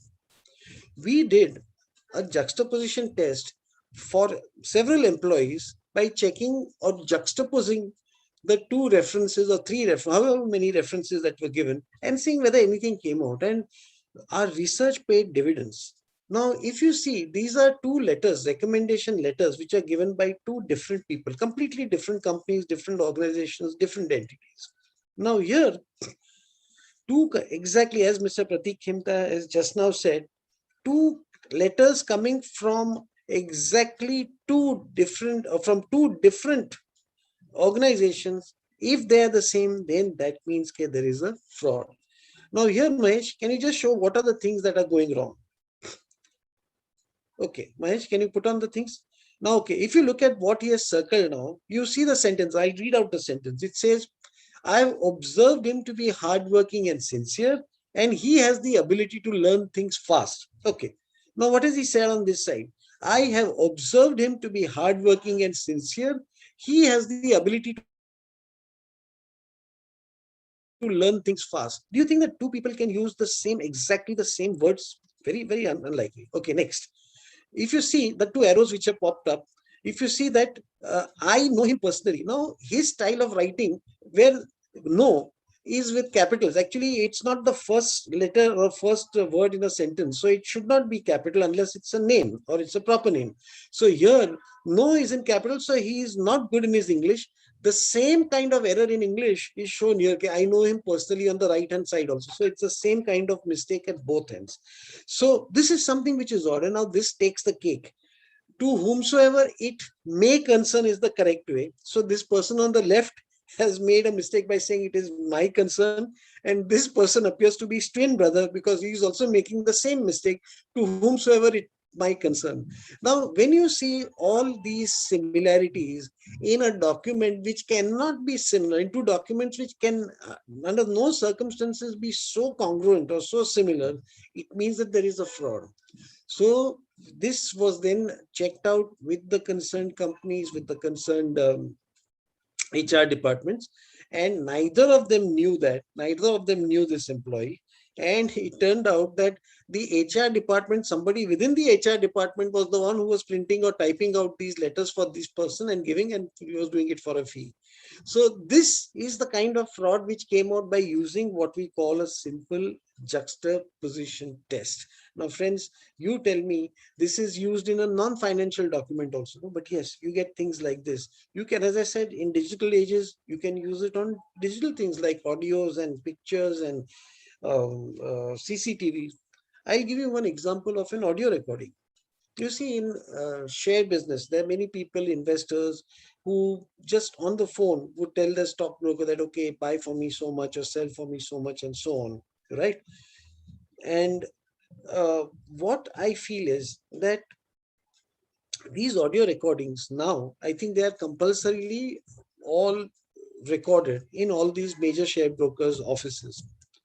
So it so happened that in one case there came a very big dispute between the investor and the share broker. The investor said that I never gave you this order to buy, and the share broker said, but sir, you have given us the order. So that turned out to be a very vicious difference of opinion, and legal notices came, and eventually the matter went up to a court of law. And the thing came up to such an extent that each side said that no, the other side was making a false statement. The one thing that the share broker provided was, okay, look, we have an audio recording also. So they put the audio recording, and the audio recording, it was though there was some disturbance, it was clear that this person had placed this or said that, yeah, I would like to make this particular order in this particular company. So it was clear. So the opposite lawyer said that, yeah, this is your proof, and that is why this investment was made. That day the adjournment was taken, but when they spoke to each other, the lawyer spoke to that investor and said that your voice is very clear and you have said that you would like to invest in all that. So what do we do? So he said that, yes, that voice is mine, I know, and maybe this conversation is there, but I don't think that this is the right, or there is something wrong about it. He was not able to place what was wrong, or something he could not explain, but he says, I never gave that order. I am firm, I'm very clear about it. And then he had his own auditor also, who was also a forensic auditor. So he said that let's do one thing, no? Let us ask for all the recordings relating to you, that is to the investor concerned, and let us compare that and see whether there is a difference. And they got, I mean, under the court order, yes, they got that evidence because that related to the client himself. So he had a right to ask for them. So they got all those recordings. And friends, thereby juxtaposing, by hearing one after another, like another kind of juxtaposition test, if you may, they found out a major difference between this one disputed recording and all the others. One, all the others were crystal clear because they were actually recorded digitally on the phone lines. This recording there was some disturbance in that. Secondly, this recording also did not start with the conventional word hello. See, normally, whenever you pick up the phone, by force of habit, one will say, okay, hello, yeah, so and so, please, this is what I would like to do. This particular thing almost started midway. And then the client, this investor, realized that, yes, I had actually gone together with him to meet somebody for a meeting. And during that, we had discussed and I had said that, yes, I would like to do it, but I'll let you know. So he had just said that he would have liked to do that investment, but that particular investment was not actually committed into it. It's not done over the phone in the proper channels in the manner of regular investment. So once this juxtaposition was done, this other recordings were compared, people and the case went in his favor. So here again, friends, what is important is the innovativeness, looking at things from different sides, from different angles, with a different point of view, can give you a huge piece of evidence, which unbelievable and phenomenal results can come out of that. Okay, next. We go to what we talk about, this robbery. Okay, now this robbery took place. This is a very interesting case, and I would like to share a new way or a new method of investigating using this particular thing.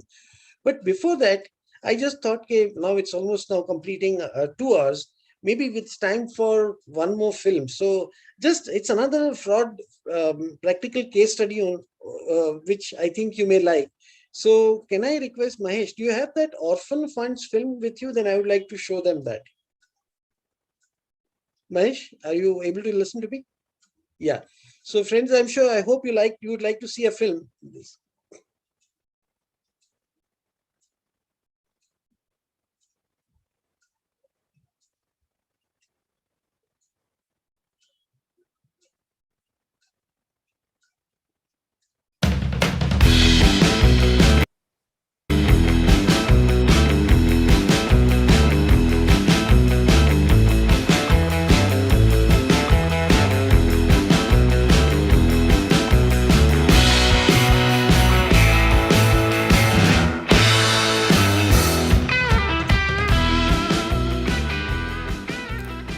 Hello, this is Chetan Dalal, and in this episode, I'm going to talk about something which probably many of you wouldn't have heard about.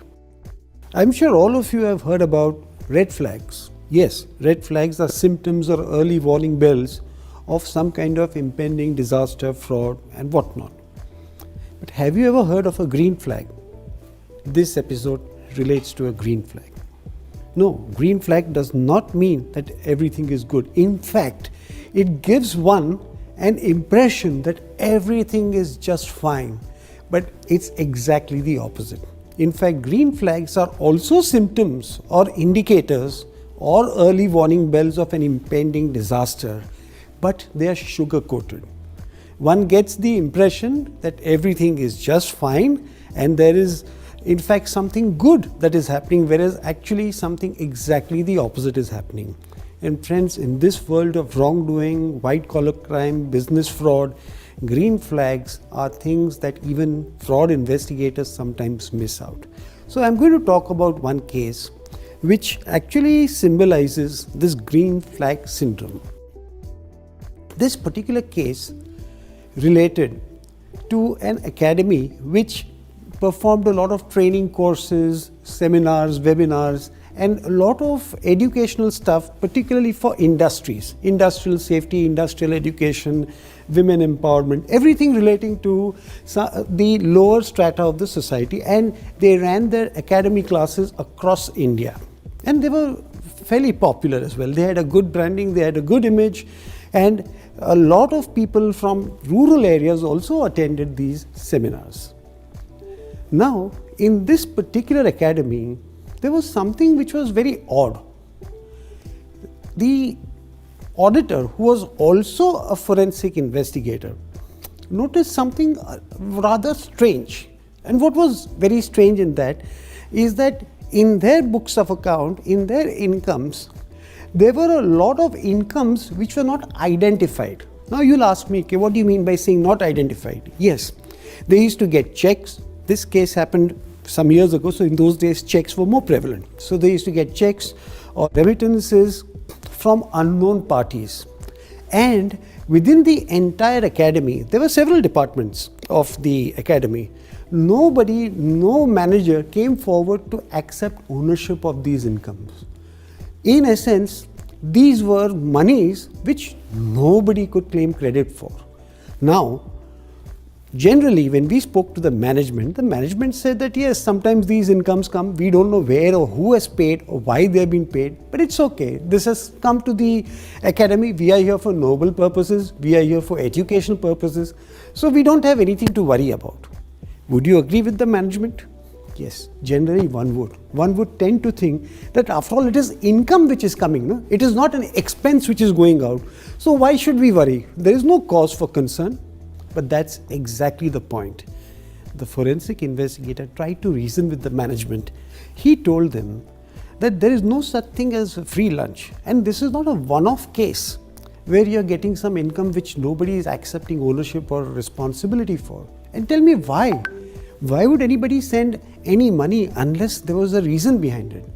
So the management said that there could be a series of reasons. We are, after all, a noble profession. We are in teaching. So maybe somebody would have wanted to make a donation or out of goodness of things. It can be any number of reasons. Why are you so worried? What is the problem? And you know, what happens is, friends, that most management people are not very happy with forensic investigators asking too many questions. This is the unfortunate truth. But the forensic investigator did a lot of research. He felt and he smelt a rat in this entire thing. He realized that this was a kind of a green flag, that it appears to be something which is only good and pleasant, but actually there is something very smelly, there is foul play in this. But he needed proof. So he persevered with this. He went to a couple of banks from where these checks had come. Initially, he didn't get any great response because in those days, this case happened about 8-10 years ago. In those days, banking systems were not so advanced, so they didn't get answers very easily. But he did not give up. He persevered. And 3 or 4 banks later, in one bank, he got the contact of the person who had given that money. He went, he met that person, and that person was raving about this academy. He was a very good meaning person, and he said that yes, I had attended one workshop which they had organized in a village. It was a rural village, very far away, and at that time I didn't have enough cash for the purpose of registration, but I told them that I will send them a check, and they readily agreed. They allowed me to register, and therefore after the workshop was over, I remitted this money. So the forensic investigator was quite surprised. So he said, do you remember when and Do you have any evidence of that? And he furnished the necessary information. He gave them the receipt, he gave them the participation certificate and everything. So now the forensic investigator came back to the academy and told the dean that this is the department and this is the manager who's supposed to have taken ownership for that. And that is the time the manager was called, and the project manager started shivering, literally shivering at that time. And he couldn't give any answer to that question. It was a very simple question. How come you are not accepting that this income has come from one of the workshops which you did in so and so place? Something in his demeanor made the investigator realize that something was not right and that he felt that some more investigation was required. So what he did was, he took that receipt, he compared it with the other receipts which the academy was issuing, and he took that certificate and compared it with the other certificates that the academy was issuing, and lo and behold, there came out the truth. Those were forged and fictitious receipts. Now a whole new exposure was revealed. There were no workshops which were actually performed by the academy itself. In other words, or if you want to use the word counterfeit or spurious, these were workshops done by third parties under the brand, under the name of this academy, taking its good name, and most of the registrations in that were collected in cash because they made off with that money. But if somebody wanted to pay by check, they couldn't stop, because no academy will refuse that. But they would try to discourage that person, and they didn't even take the check. But this gentleman was such a gentleman that he felt he owed it to the academy, and therefore he had mailed that check to the academy, and the academy was not able to find out who, where, why this money was coming in. So all these checks which were coming in once in a while from different parts of the country were nothing but those related to spurious workshops which were being carried out by competitors. Somebody who was an ex-employee of the academy who decided to make money encashing on the goodwill, encashing on the brand value and the data and the material which the academy had done after intense research for so many years. Of course, this fraud was eventually caught and nipped. But the point here is, what is very important for us as forensic investigators to consider is the fact that there can be green flags. You may feel that you are getting a benefit, you may feel that you are getting some income, but unless that income is properly established, antecedents are cleared, do not accept them at face value. These are called green flags. Thank you so much.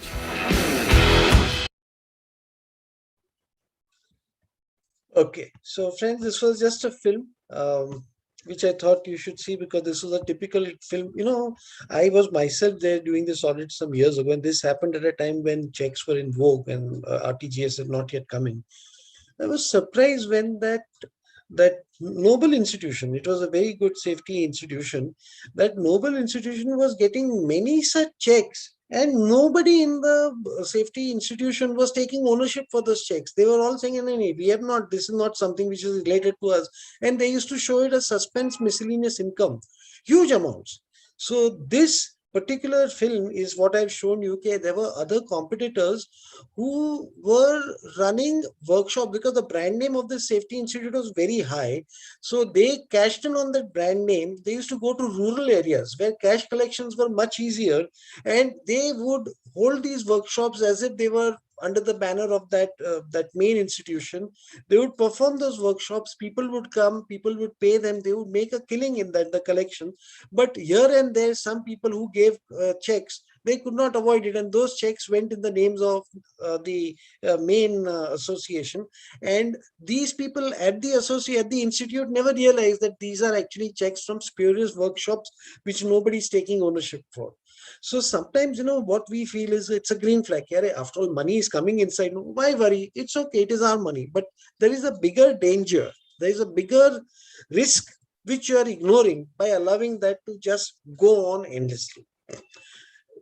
Green flags are thus those things where anything which is out of the ordinary, but which makes you feel that things are okay, should not be taken at face value. They should be verified, and one should be satisfied that they are okay. So now let's take the case which I wanted to really talk about. It is a very interesting case, and because here also I was myself directly involved in the investigation. You see, there was a robbery which took place in a mall somewhere in the northern part of India, around somewhere near Gurgaon. Now, this robbery took place at 2 a.m. At night in a mall on, if I remember correctly, it was 6th January 2006. I think something around that date, 6th January 2006. So the general impression that was given to us is that some thieves came in, they broke through one of the side entrances. The mall was actually um, shut after, I think, 12 o'clock at night. It would be locked on all sides, and there would be two security guards who would be taking a patrol around the mall. The whole building belonged to that mall because it had 3, 4 floors, and the security guards would lock all the doors and they would do a patrolling around the mall. Now, these thieves broke in through a side entrance. Apparently, they went all the way inside to the cashier's cubicle. They opened one of the safes and they took all whatever money was there in that safe. And when the security guards came, they found that this door had been broken open. They went inside, they found nobody, but they found that all these, the cashier's cubicle was completely ransacked. All papers were all over. One of the safes was open. So they called the local manager, and then they made a complaint with the police.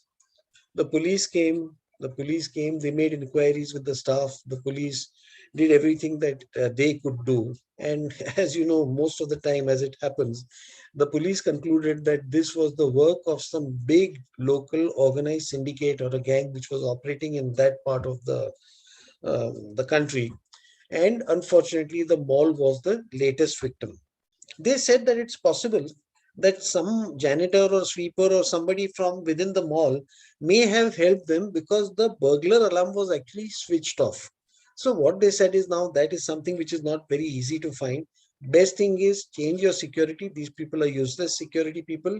Change the locks. Nowadays you can get much better locks, and go about it. If and when we get these monies back, if we are able to catch this organized gang, we will come back to you. Otherwise, the case is virtually closed. Now, at this point, the the amount was not so big that, because it was a very big company, they were not so much worried. Though, of course, they didn't like to have that loss and that break-in. But their concern was much greater. They had not one, but they had malls across India, many malls they had.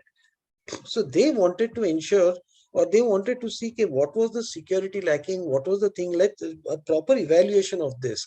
Even the insurance company was not very happy about it, and they also said that why don't you get somebody to forensically or to review this risk in a bigger way. So we were brought in and we were told that there is this robbery. The police have not been able to get anything. Can you do something? So here, what I did was, friends, okay, this was a combination. This was actually, frankly speaking, not a financial fraud which an auditor is connected with generally. This was basically pilferage, a theft, a break-in, a dacoity, something which doesn't relate to accounting manipulations or books of account or financial fraud. So, but nevertheless, being in this world of white-collar crime and abuse and wrongdoing, I took it up. But this time, I took along with me a person who was an ex-army officer working for me. So this kind of a person was more familiar with the physical aspects of robberies and of things and of stealth operations and all that. So I thought he would be useful. So both he and I visited this particular mall, and believe it or not, friends, he gave me some excellent tips which gave us a better idea or a better evaluation of what could have happened. We did understand what the police said, and we were not very hopeful that we'll be able to find something good. But this gentleman, he came up with some very good thoughts in this. He said that first, let us go and speak to the security guards who were patrolling there at that time and ask them their version of what actually happened. Let us understand firsthand what happened. So, friends, here, 1 minute, go back to the previous slide. Yeah. So, what happened was in this particular case, the security guards were very forthcoming. Within few minutes itself, both the retired officer and myself, we both felt that these were innocent and straightforward people. They could not have been involved in the robbery. So they said that, see, we take a round around the building on a regular basis, at least about 15-20 rounds for the whole night we take till the next shift of guards come and relieve us. And each devolution, each round that we take takes about 20 to 22 minutes. And within that 20 to 22 minutes, we cover the entire building. Okay. Now, what happened was, okay, this particular robbery took place at around 2 a.m. at night. So when we were patrolling at around 2 o'clock or so, when we came, we found that this particular door had been opened and had been broken into, and this robbery had taken place. So both the colonel and I started thinking that means that this robbery was done within that 22-minute time frame, right? Because if it was more than that, they would have been caught and they would have been seen by the security. But they had already made their escape by the time they came. So this entire robbery took place within the round that these two security guards were taking. So the time dimension became a very important thing, that the robbery was committed within a short time of 20 or 22 minutes.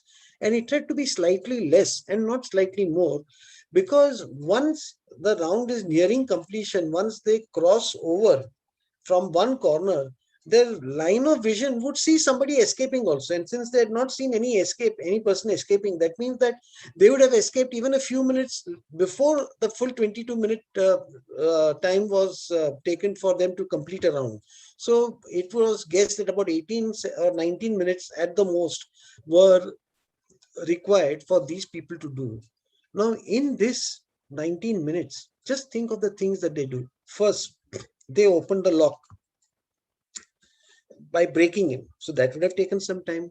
Then they went inside and they went all the way to the cashier's cubicle, which is at least about 45 seconds to 1 minute walk, or even if they ran towards it, at least 30 to 40 seconds it would have taken to reach the cashier's cubicle, because it was at a distance and inside. Then they went through all the papers, drawers, cupboards, put all the papers, they were strewn all over. That would have taken some 1-2 minutes or so. Then they worked on one safe. They broke open that safe. That would have taken some time. Then they emptied all the contents of that safe, possibly put them in their bag, closed the bag, and then they went and made their way out. That would have taken some time. On the way, it seems that these people had also broken a couple of those counters where cell phones and wristwatches were kept, and they took a couple of cell phones and wristwatches also along with them. So that would have taken some time. And then they would have come all the way out to the same exit where they had broken into and made their way. That would have taken some time. So all this, do you think it was possible to fit in that 18-19 minutes framework of time? The colonel said that looks difficult. Second thing is, they had opened only or broken into only one safe. Why so? Why didn't they do both? Like, if they had time to stop on the way and take a couple of cell phones and wristwatches and break that, their time would have been better spent in breaking open another safe, but they didn't do that. So that seemed to be a little odd. But the most important clue, and these are all what we call red flags, that this army officer gave me, was that, Mr. Dalal, if you look at it, see, police are saying that this is an organized syndicate or a gang which is operating in this area, which means that the gang would be fairly professional. They would have tools to break open such doors. Now, this has been broken open in a very, very shabby way, as if a stone has been taken from somewhere nearby. It has been broken and the door has been broken and it has been very crudely opened, which is true. So that also looked true. So he said, this is not the work of professionals, but it's the work of amateurs. And of course, he said that, if you remember, police have also said that somebody from within, maybe a janitor or sweeper, had helped them.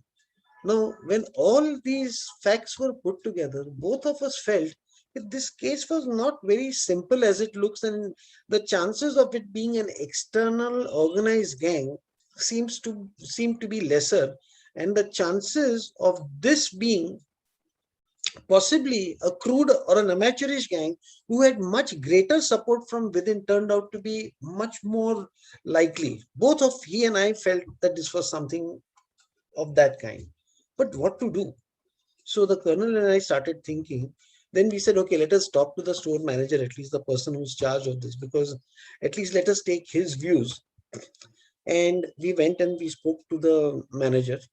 The store manager obviously was very non-cooperative, and it is understandable because he had already been questioned at length by the police, he had been questioned by the board, and lots of people were asking questions, and he had to manage the store also. So he was not excited about the prospect that the board has appointed one Mr. Chetan Dalal to come and investigate into this. So right from the first minute he was negative. So yeah, I know you come to check. Abhi kya tum to check karoge? Police ne bhi kiya, abhi aapko kya karna hai? What is it that you want to do? So I respectfully said, no, we'd like to understand. Yeah, it's there. Somebody's come, they've stolen, and we have registered FIR, this, that is done, and they said that it's over now. So I felt that, no, we can't just stop over here. So I said, no, but I would still like to examine certain records. So he started laughing. What records do you want here, Mr. Dalal? This is one of the units, which is one of the many 30, 40 units that this company has. And what can I give you? Now, see, being an auditor and being a person in accounts all my life, the only thing that came into my mind, and fortunately must have been a divine thought which must have been put in, I said, no, I want to look at your books of account and whatever you have. So I said, Mr. Dalal, the main accounts are kept at Bombay, which is the corporate office. We only have sales information because all the point of sales records will be available here in the system, and we may have some small petty cash and some small inventory records. I said, yeah, I want that because I needed some handle. I needed to see it, and we took it because I tell you, there are times when you sometimes just say or ask for something that comes into your mind. It can be useful. In this case, it was, and I looked at that data, and yeah, you know what it was? It was last 1 month of data which he gave me, and it was simple. In a mall, what is the kind of information that you think you can get? I'm going to request Mahesh to show you the data that we got. So Mahesh, can you just show the data, please?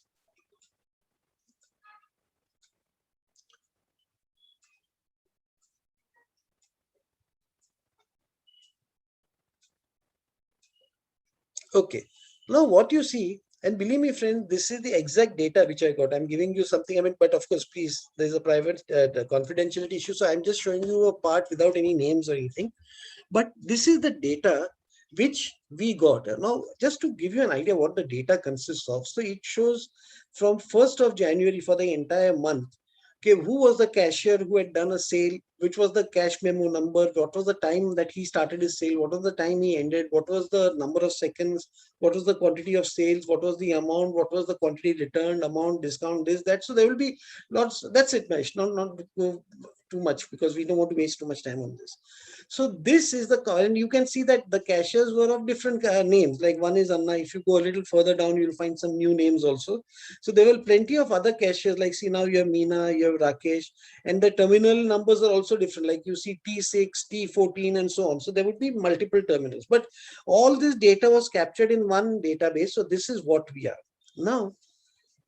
As auditors, first let's take our situation as normal routine auditors. If we are routine auditors, friends, the first thing that comes to our mind is finance. So we will look at sales value, we'll look at discounts, we'll look at rates, we may also look at quantities, and maybe we might look a little bit at the date, which is also fine.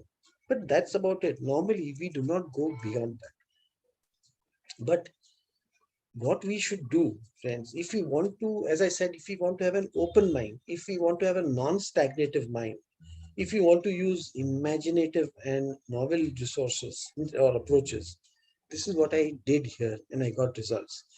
If you see, apart from all the financial data, if you see column number G, H, I, J, K, L, M, all these are relating to financial records, which as auditors would be reviewed regularly. So I said, let me look at something that is non-financial. So what is non-financial? So we saw that the time is something which normally auditors do not look or pay much attention to. Yes, sometimes here and there, it's wherever required, but the focus is never there. This time I said, I will give focus. I will see what can be done from time. And then I'll try to innovate by seeing whether in the time dimension, I'm able to get something new, something useful, something phenomenal in this. So what I did was this column F, the number of time in seconds is something that we worked out, but I'm sure it will be given by any system as well. Okay, this is the time that was taken. And we also saw that the start time and the end time was given. So if you see that start time on the very first line that you see, it is like 10:56 it started.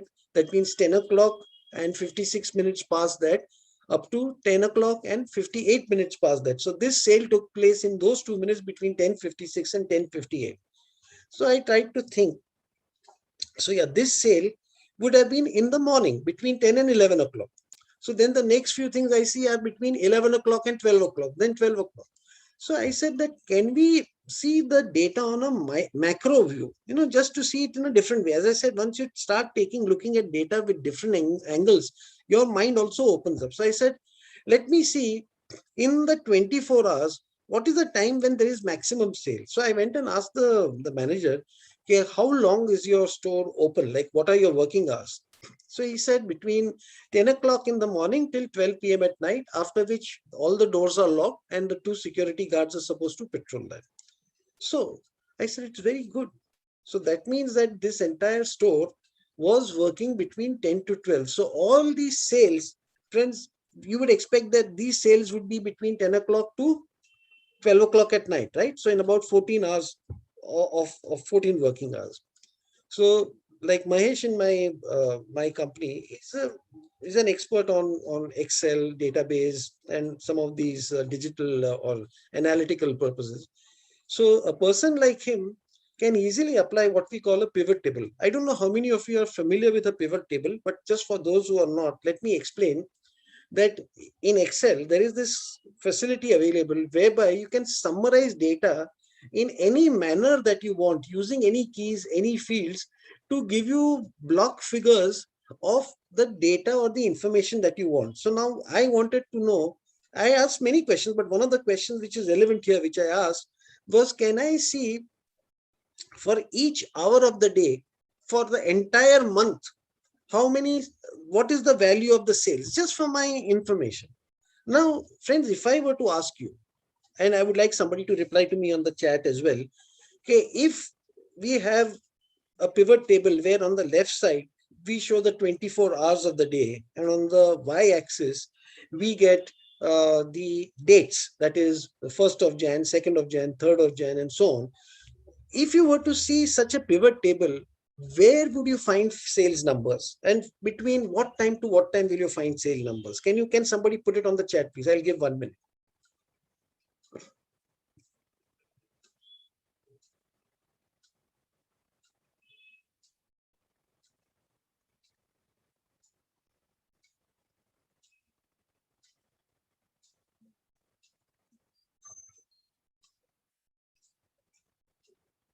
Right. So I've got 2 answers which are quite correct. Sridev is more accurate, where she's saying normal working hours. That is the correct thing, that it will mean that you can expect sales only, that there should be a number between 10 o'clock to 12 p.m. at night. For each hour of the day, there will be something. And what should be the number for 12 to morning 10 o'clock? It should be 0, right? Now, what I just wanted was a pivot table analysis to see for each hour of the day, what is the sales pattern like. Again, I was not expecting any great result, but I thought it will give me more insights. So Mahesh, can you show the pivot table and what exactly it showed? Okay, so now this is the pivot table. If you see on the left side, what you have is the hour of the day. It starts with 0, but that means there'll be 23 hours. So that means 0 is considered as 1 hour. So from 0 to 23 are the total number of hours. And this pivot table shows for each day, which hour of the day, what was the sale value. So on 1st of January 2006, what you see is at 10 o'clock, the first hour, there was just 947. And on the last hour, there was 5,793. Now, this is a typically routine sale, because when the store opens, at that time, there are hardly any people. but it keeps on increasing. It peaks somewhere in the afternoon and all that. And again at night after 10 o'clock, it goes down 28,000, 5,009, 793 and so on. So this is typically the sale. And it is very correct that sales between 0 hours up to 10 o'clock would be nil and zero. This is what I expected to find, and this is what I found. However, on the 5th of January, something strange was there. All of you can see on the 5th of January, what you see is that there are sales at 1 o'clock at night, between 12 and 1, 1 and 2, 2 and 3, 3 and 4, 4 and 5, right up to 9 and 10. And on the next day, 6, that is in fact the day on which the robbery took place at 2 a.m. at night. So till the time of the robbery, sales were taking place between from 12 to 1 and up to from 1 to 2. And apparently after 2 o'clock, sales stopped. And then again, it was 0 as expected. Now, friends, something is strange here. Something has come up. If you just look at the most logical interpretation of what you see over here, what do you see in this? The logical interpretation is that the store was open on the 5th of January for the whole night, and these were the sales. The stores was open also on 6th of January exactly up to 2 o'clock, after which it closed, after which the robbers came and robbed the branch. Does this make sense? No, it doesn't make sense. First and foremost, confirm with the store manager, with the board, with the company that 12 o'clock the store was closed. The store was actually closed. So all these sales now were wrong sales. These sales were something which actually had been artificially put in. Now, I'm sure many of you, because all of you are very intelligent people, you'd have guessed it, but just for the sake of the benefit of everybody, I will identify the exact fraud that took place. See, this was a mall in the northern part of India where the store manager, along with 1 or 2 of the cashiers at the counter, they had been running a racket of pilfering inventories and also adjustments with suppliers. So what were the kind of adjustments that they were making? They were allowing them to bill for more quantities than were actually supplied. And they were also smuggling out and pilfering something and selling them on the sly outside. So they were making good profits. Now, they knew that sometime the auditors would come. So during the year-end verifications, they would ask the vendors to help them out by giving them some temporary stocks. And once the verifications were done, the stocks would have been taken out again. But this racket was going on in a big way. Now, what happened somewhere? In the month of December, that is 1 month prior to the date of this robbery, 1 month prior to that, they got a notice from their head office. The notice said that we have obtained a new facility from some so-and-so bank and their inspections are going to take place. So please keep your book debts and stock records in order. They are going to come to verify them. And they're going to come sometime in mid-January, around 15th or 17th of January. That is the date that they had been given. Now all hell broke loose with these store manager and the 2 cashiers who were helping him in this pilferage fraud. They all said, what will happen if they come on the 15th? I can't get all the stocks back for these people. And we already have huge shortages. You would have guessed that they would have a lot of shortages because whatever was pilfered would be a shortage, and whatever was less supplied by vendors for their double bills or higher value bills would also be a shortage. So they were in dire straits. They didn't know what to do. But then these people are white-collar criminals. Remember that white-collar criminals are intelligent people. So they all said, okay, what is the situation that we have? We have a stock shortage, right? So let's go about it systematically. Yeah, even these crooks think that way, okay? So they said, first, shall we convert this stock shortage into cash shortages? Now, how can you do that? If you show sales, then automatically your stocks are not expected to be there. So your shortage will get removed, but you'll have to show some cash collection on the other side. So they said, okay, we will show fictitious sales from different counters at small amounts to show that they are small sales. And we will create an artificial cash balance. Though in the safe, there is no cash, doesn't matter, but we will show that these sales took place. So now the point number 3, stage number 3 was to defend the cash shortage. How can we defend the cash shortage? So then the cashier said that we have a friendly neighborhood policeman also over here. Let us stage a break-in robbery.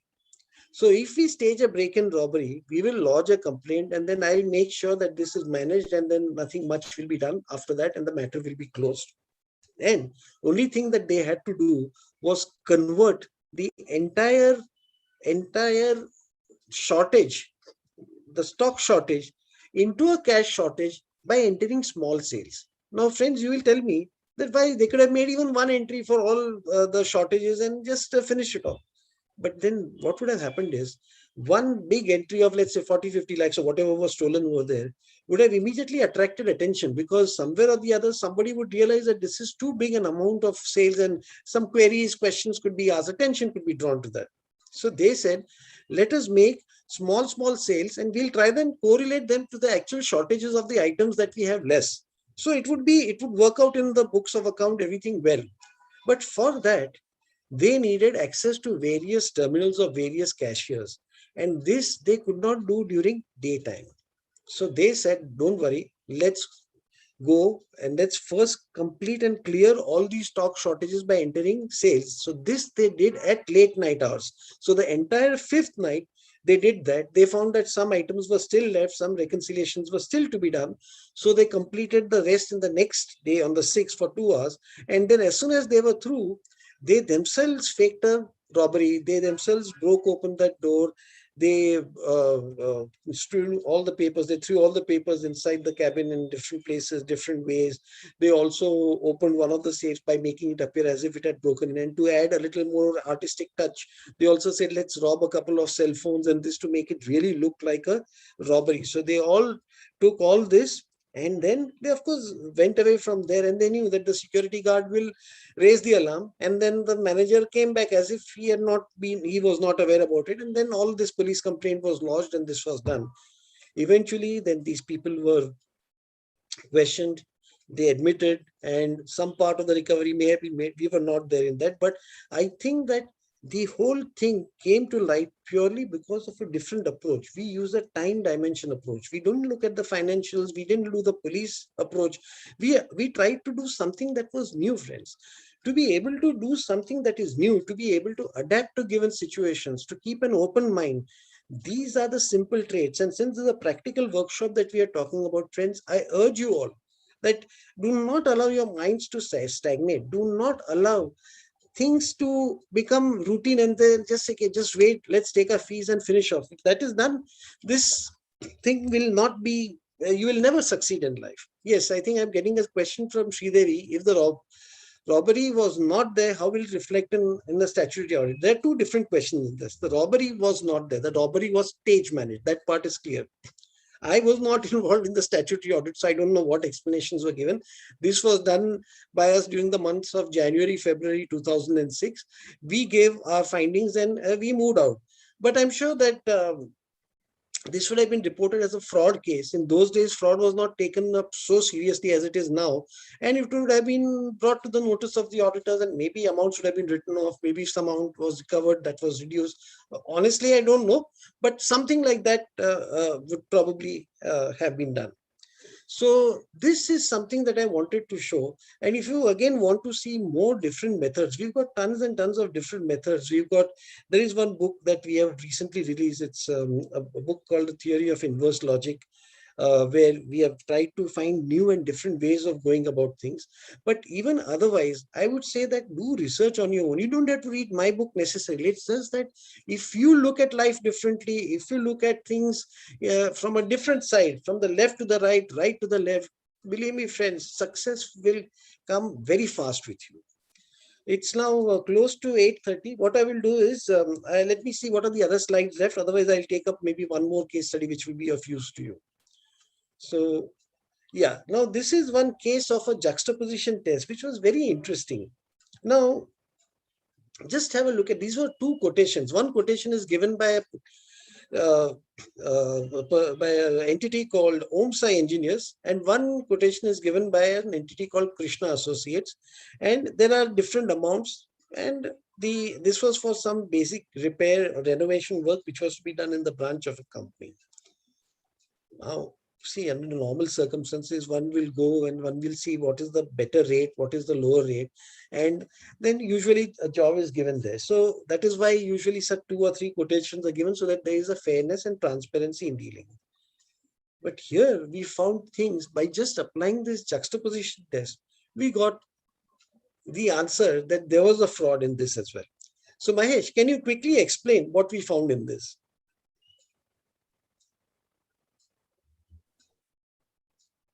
Yeah, so Okay. as you can see, the quotation number which was given was similar by two different vendors. Now, one gave a number something like OCE 077. The same number was replicated in that Krishna Associates thing as well. So these two, unrelated vendors quoting the same number was something which was anomalous.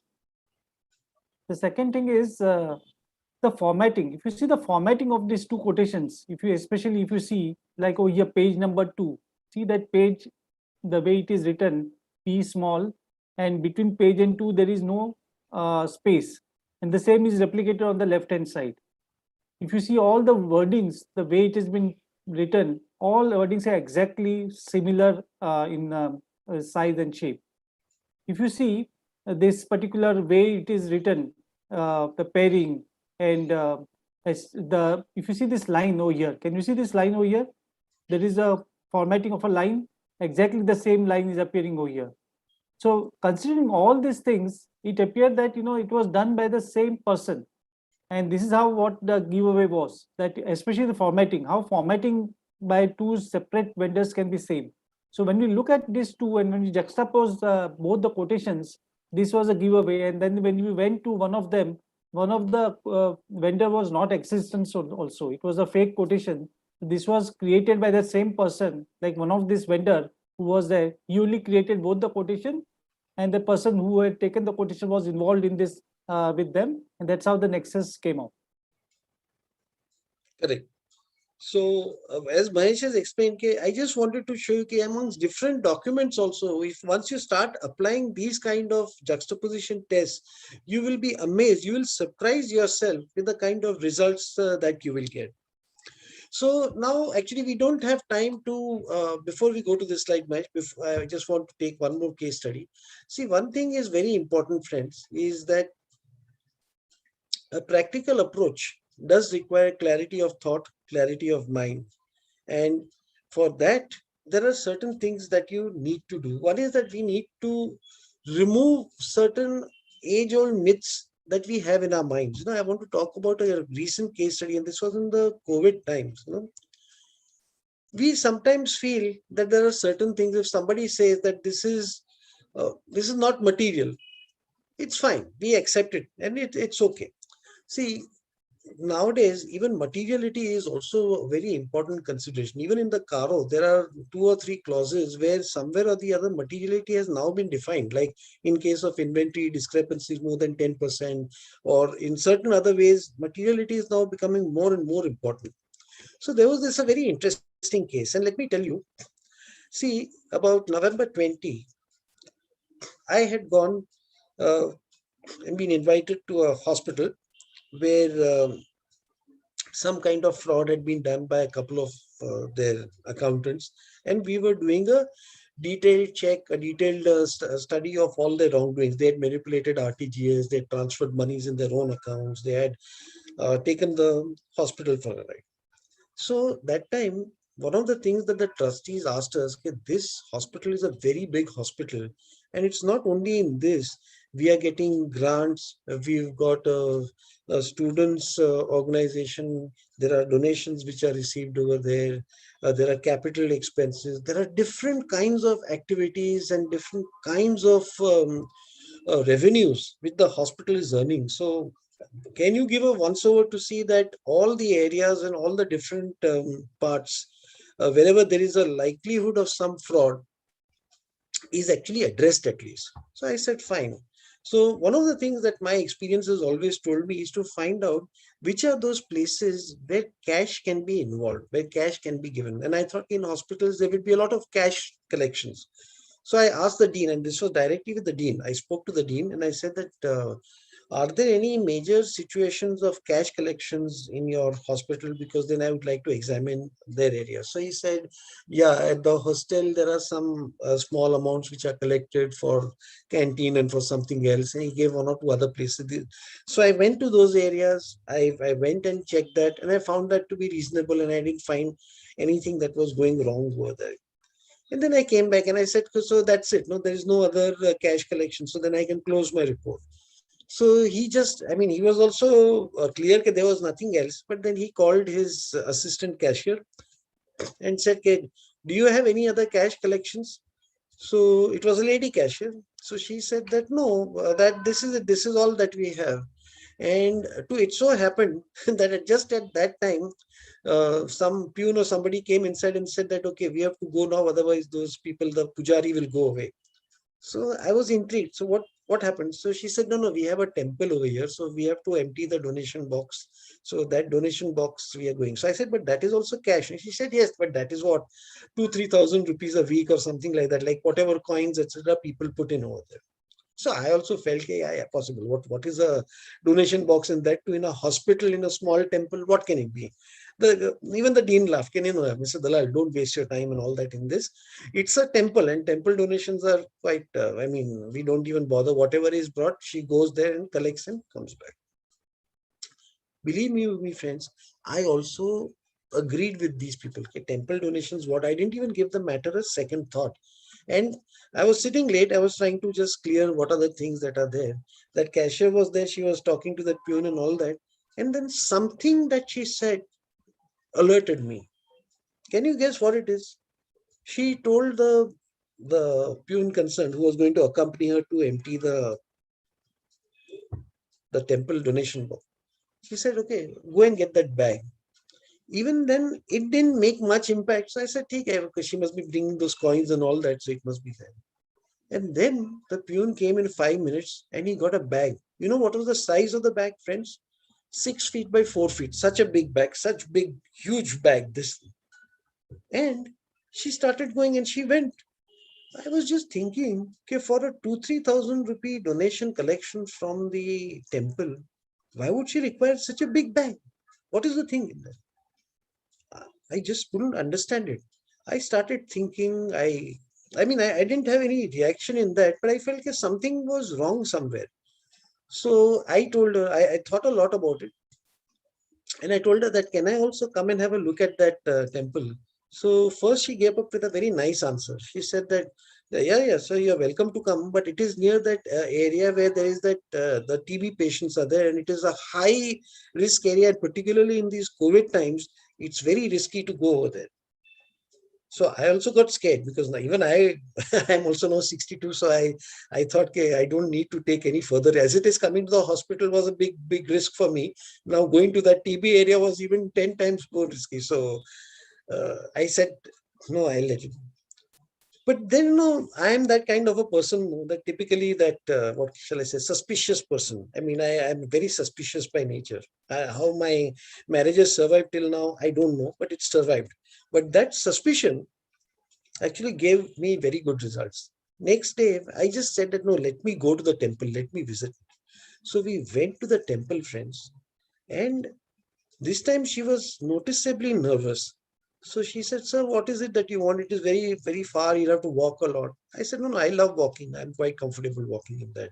Then she scared me further by saying, put an additional mask because, there it's very risky. I said, fine, give me the additional mask. I'll put the additional mask also. We went there. And friends, we went there and we found that the donation box, which was, if it was housing 2,000-3,000 rupees, it was expected to be so small. The donation box was so big, right in front of the deity.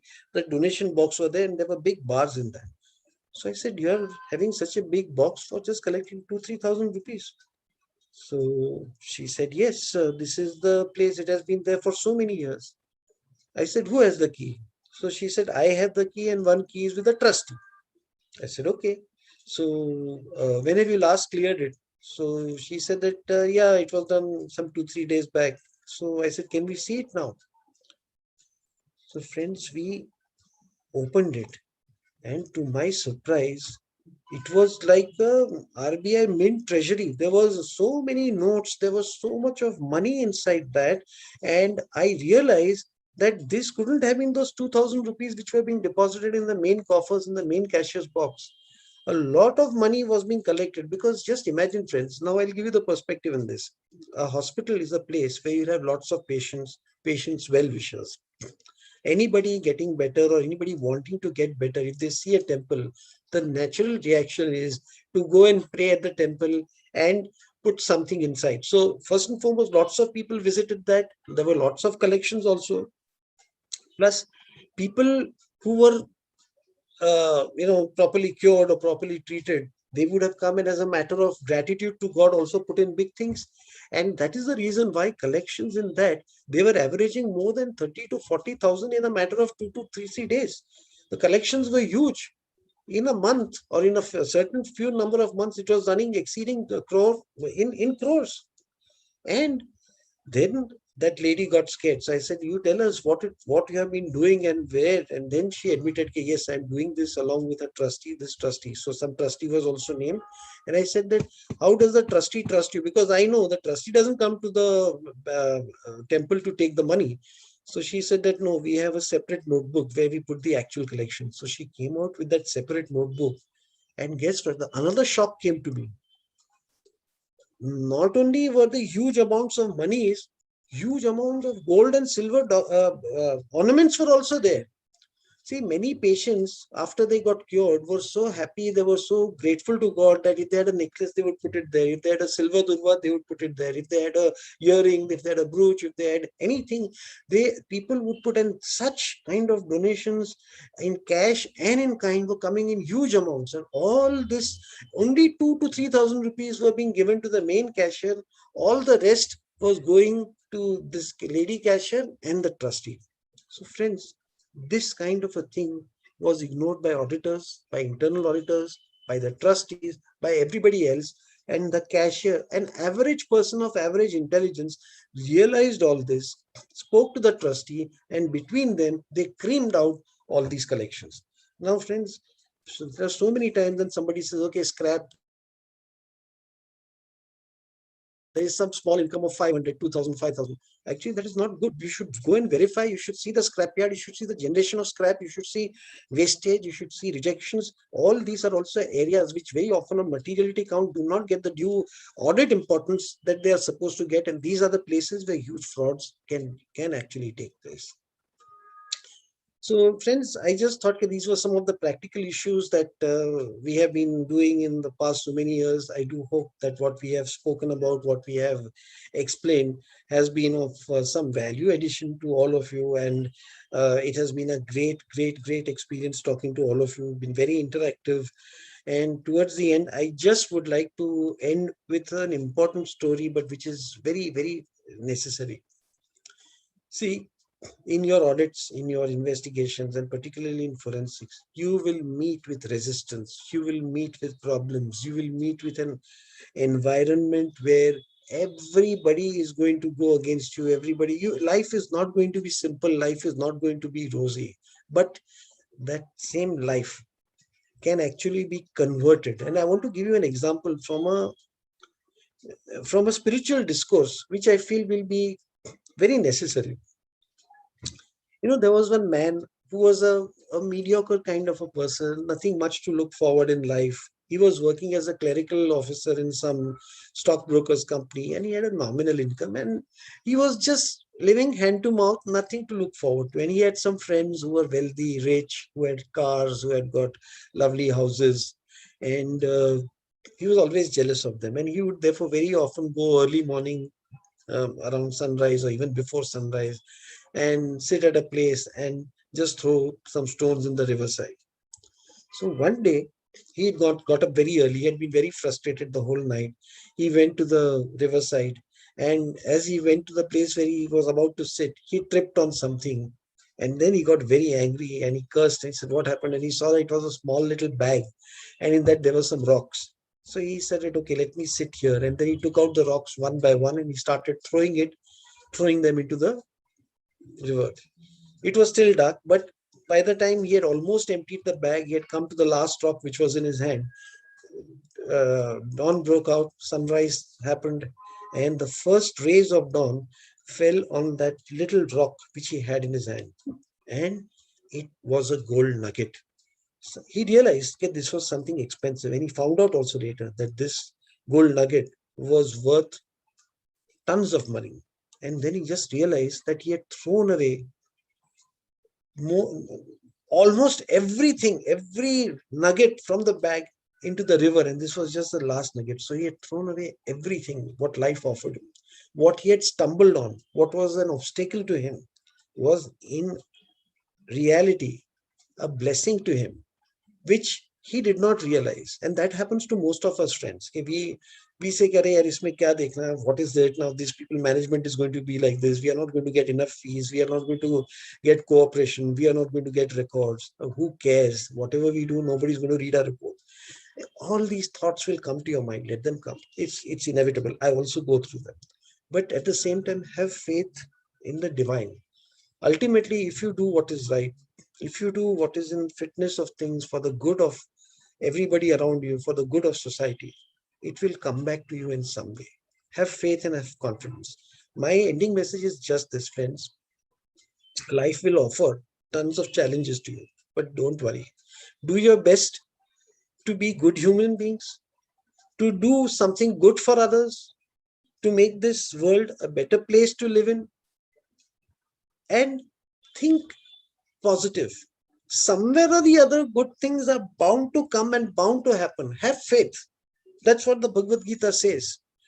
You may be a fantastic auditor, you may be a fantastic, talented person, but no person will be successful unless he mixes a bit of humility in it and a bit of divine respect in that, and to be able to share love for others. Only once that is mixed, that success will take him to a scale, to a level which he cannot imagine. Otherwise, your success will be at a certain level. You'll have to be satisfied with that.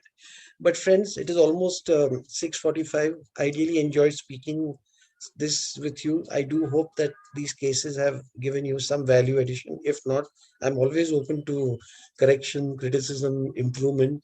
On your chat boxes, you may write that you liked or did not like any particular thing. I will take it most in my stride, and with utmost of respect for every one of you. But I wish all of you all the very best, and God bless you all. Thank you so very much. Over to you, Vivek. Thanks a lot, sir. Thanks a lot. We had a wonderful experience. And as we said, that case studies of practical experience is what you have shown. And this is the path which you have said how we can stumble upon something very valuable in our life while doing an audit, and it can become a forensic audit, and we can unearth the forensic experience in a simple audit also.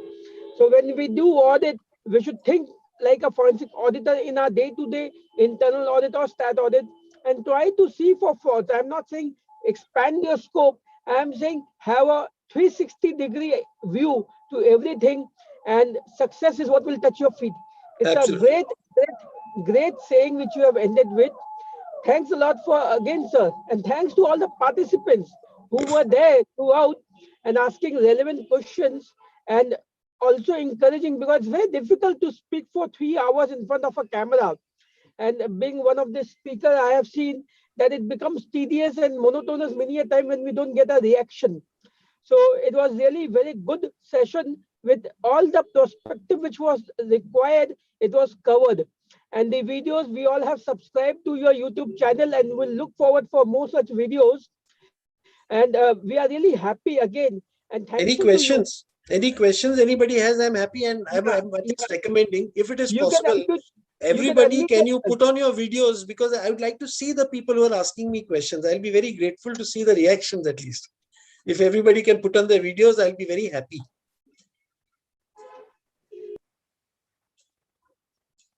Hello. Hello.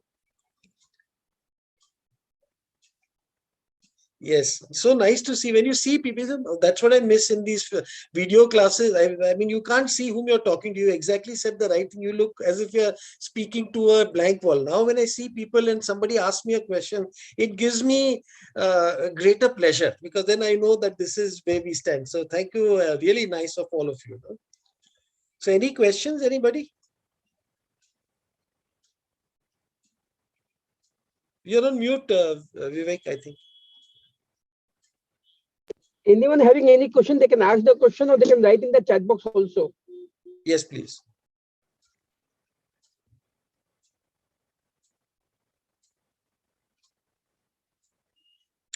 So I think it's okay. I mean, it's a little depressing.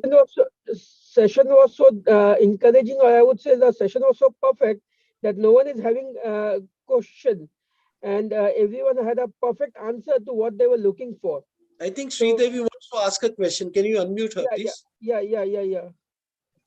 Everyone can unmute themselves. Thank you so much, first of all, sir, for an amazing session. I never lost 1 second of focus. Thank you. As a fresher into the industry and still a student, by the way, I'm not a chartered accountant. I just wanted to know how do you determine the duration of an investigation? Because this is something you get a lot of information, you don't know where to stop. I understand that you will have a specific set of requirements for the client. This is what you need to find out, and this is how you will be doing it. But what if you find additional information? How will you know where to stop, and how will you determine the duration? You Thank you. can't.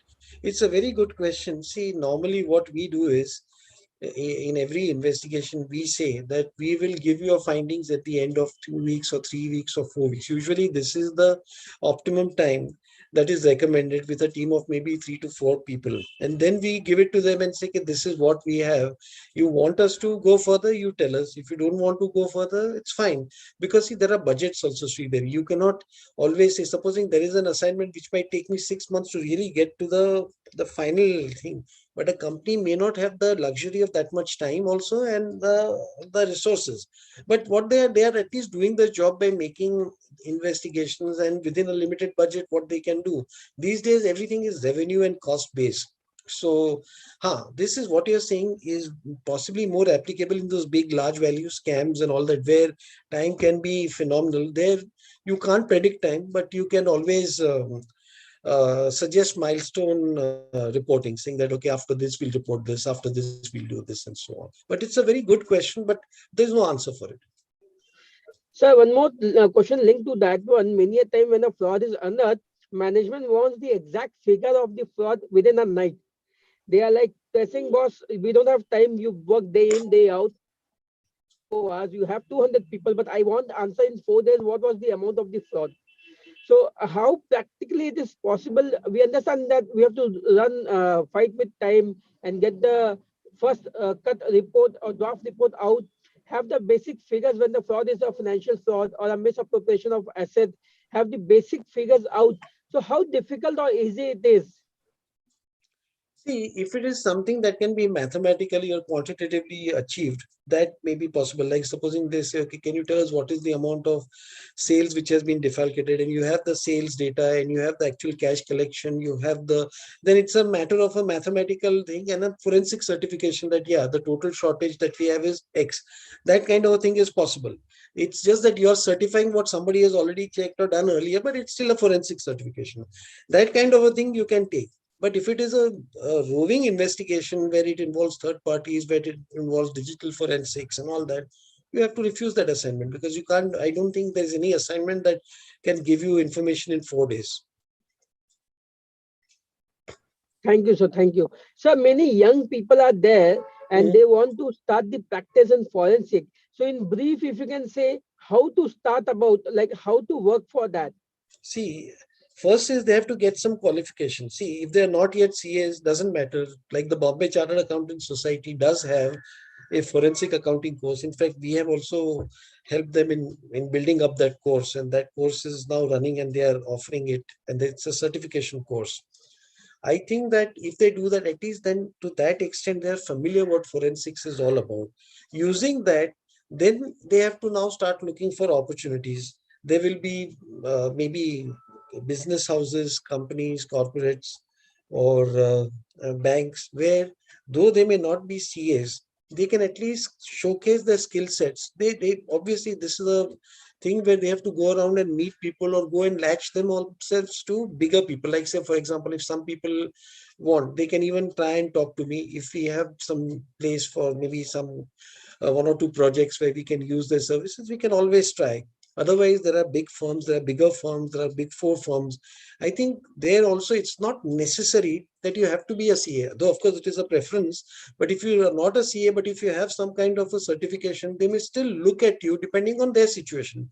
If the current environment shows that there are lots of forensic assignments, they may still take you. Otherwise, it's not going to be easy not being a CA, but it's all is not lost. I think that different ways, doing academics, doing maybe writing, research, books, uh, whenever you get a little more experience, doing some training sessions and all that, these are the best and cleaner ways of getting more work.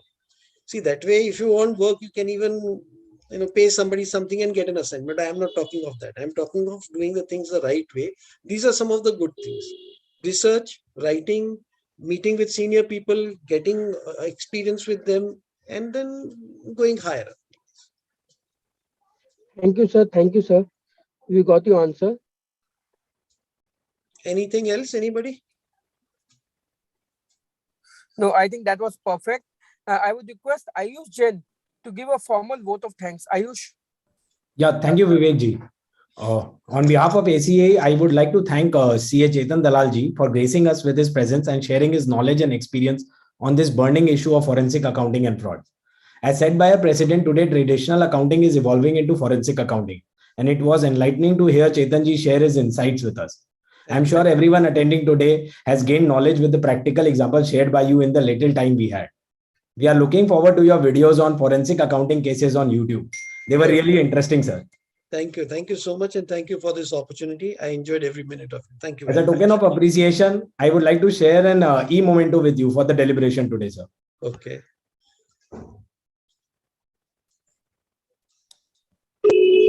So we'll be sharing this. Sir.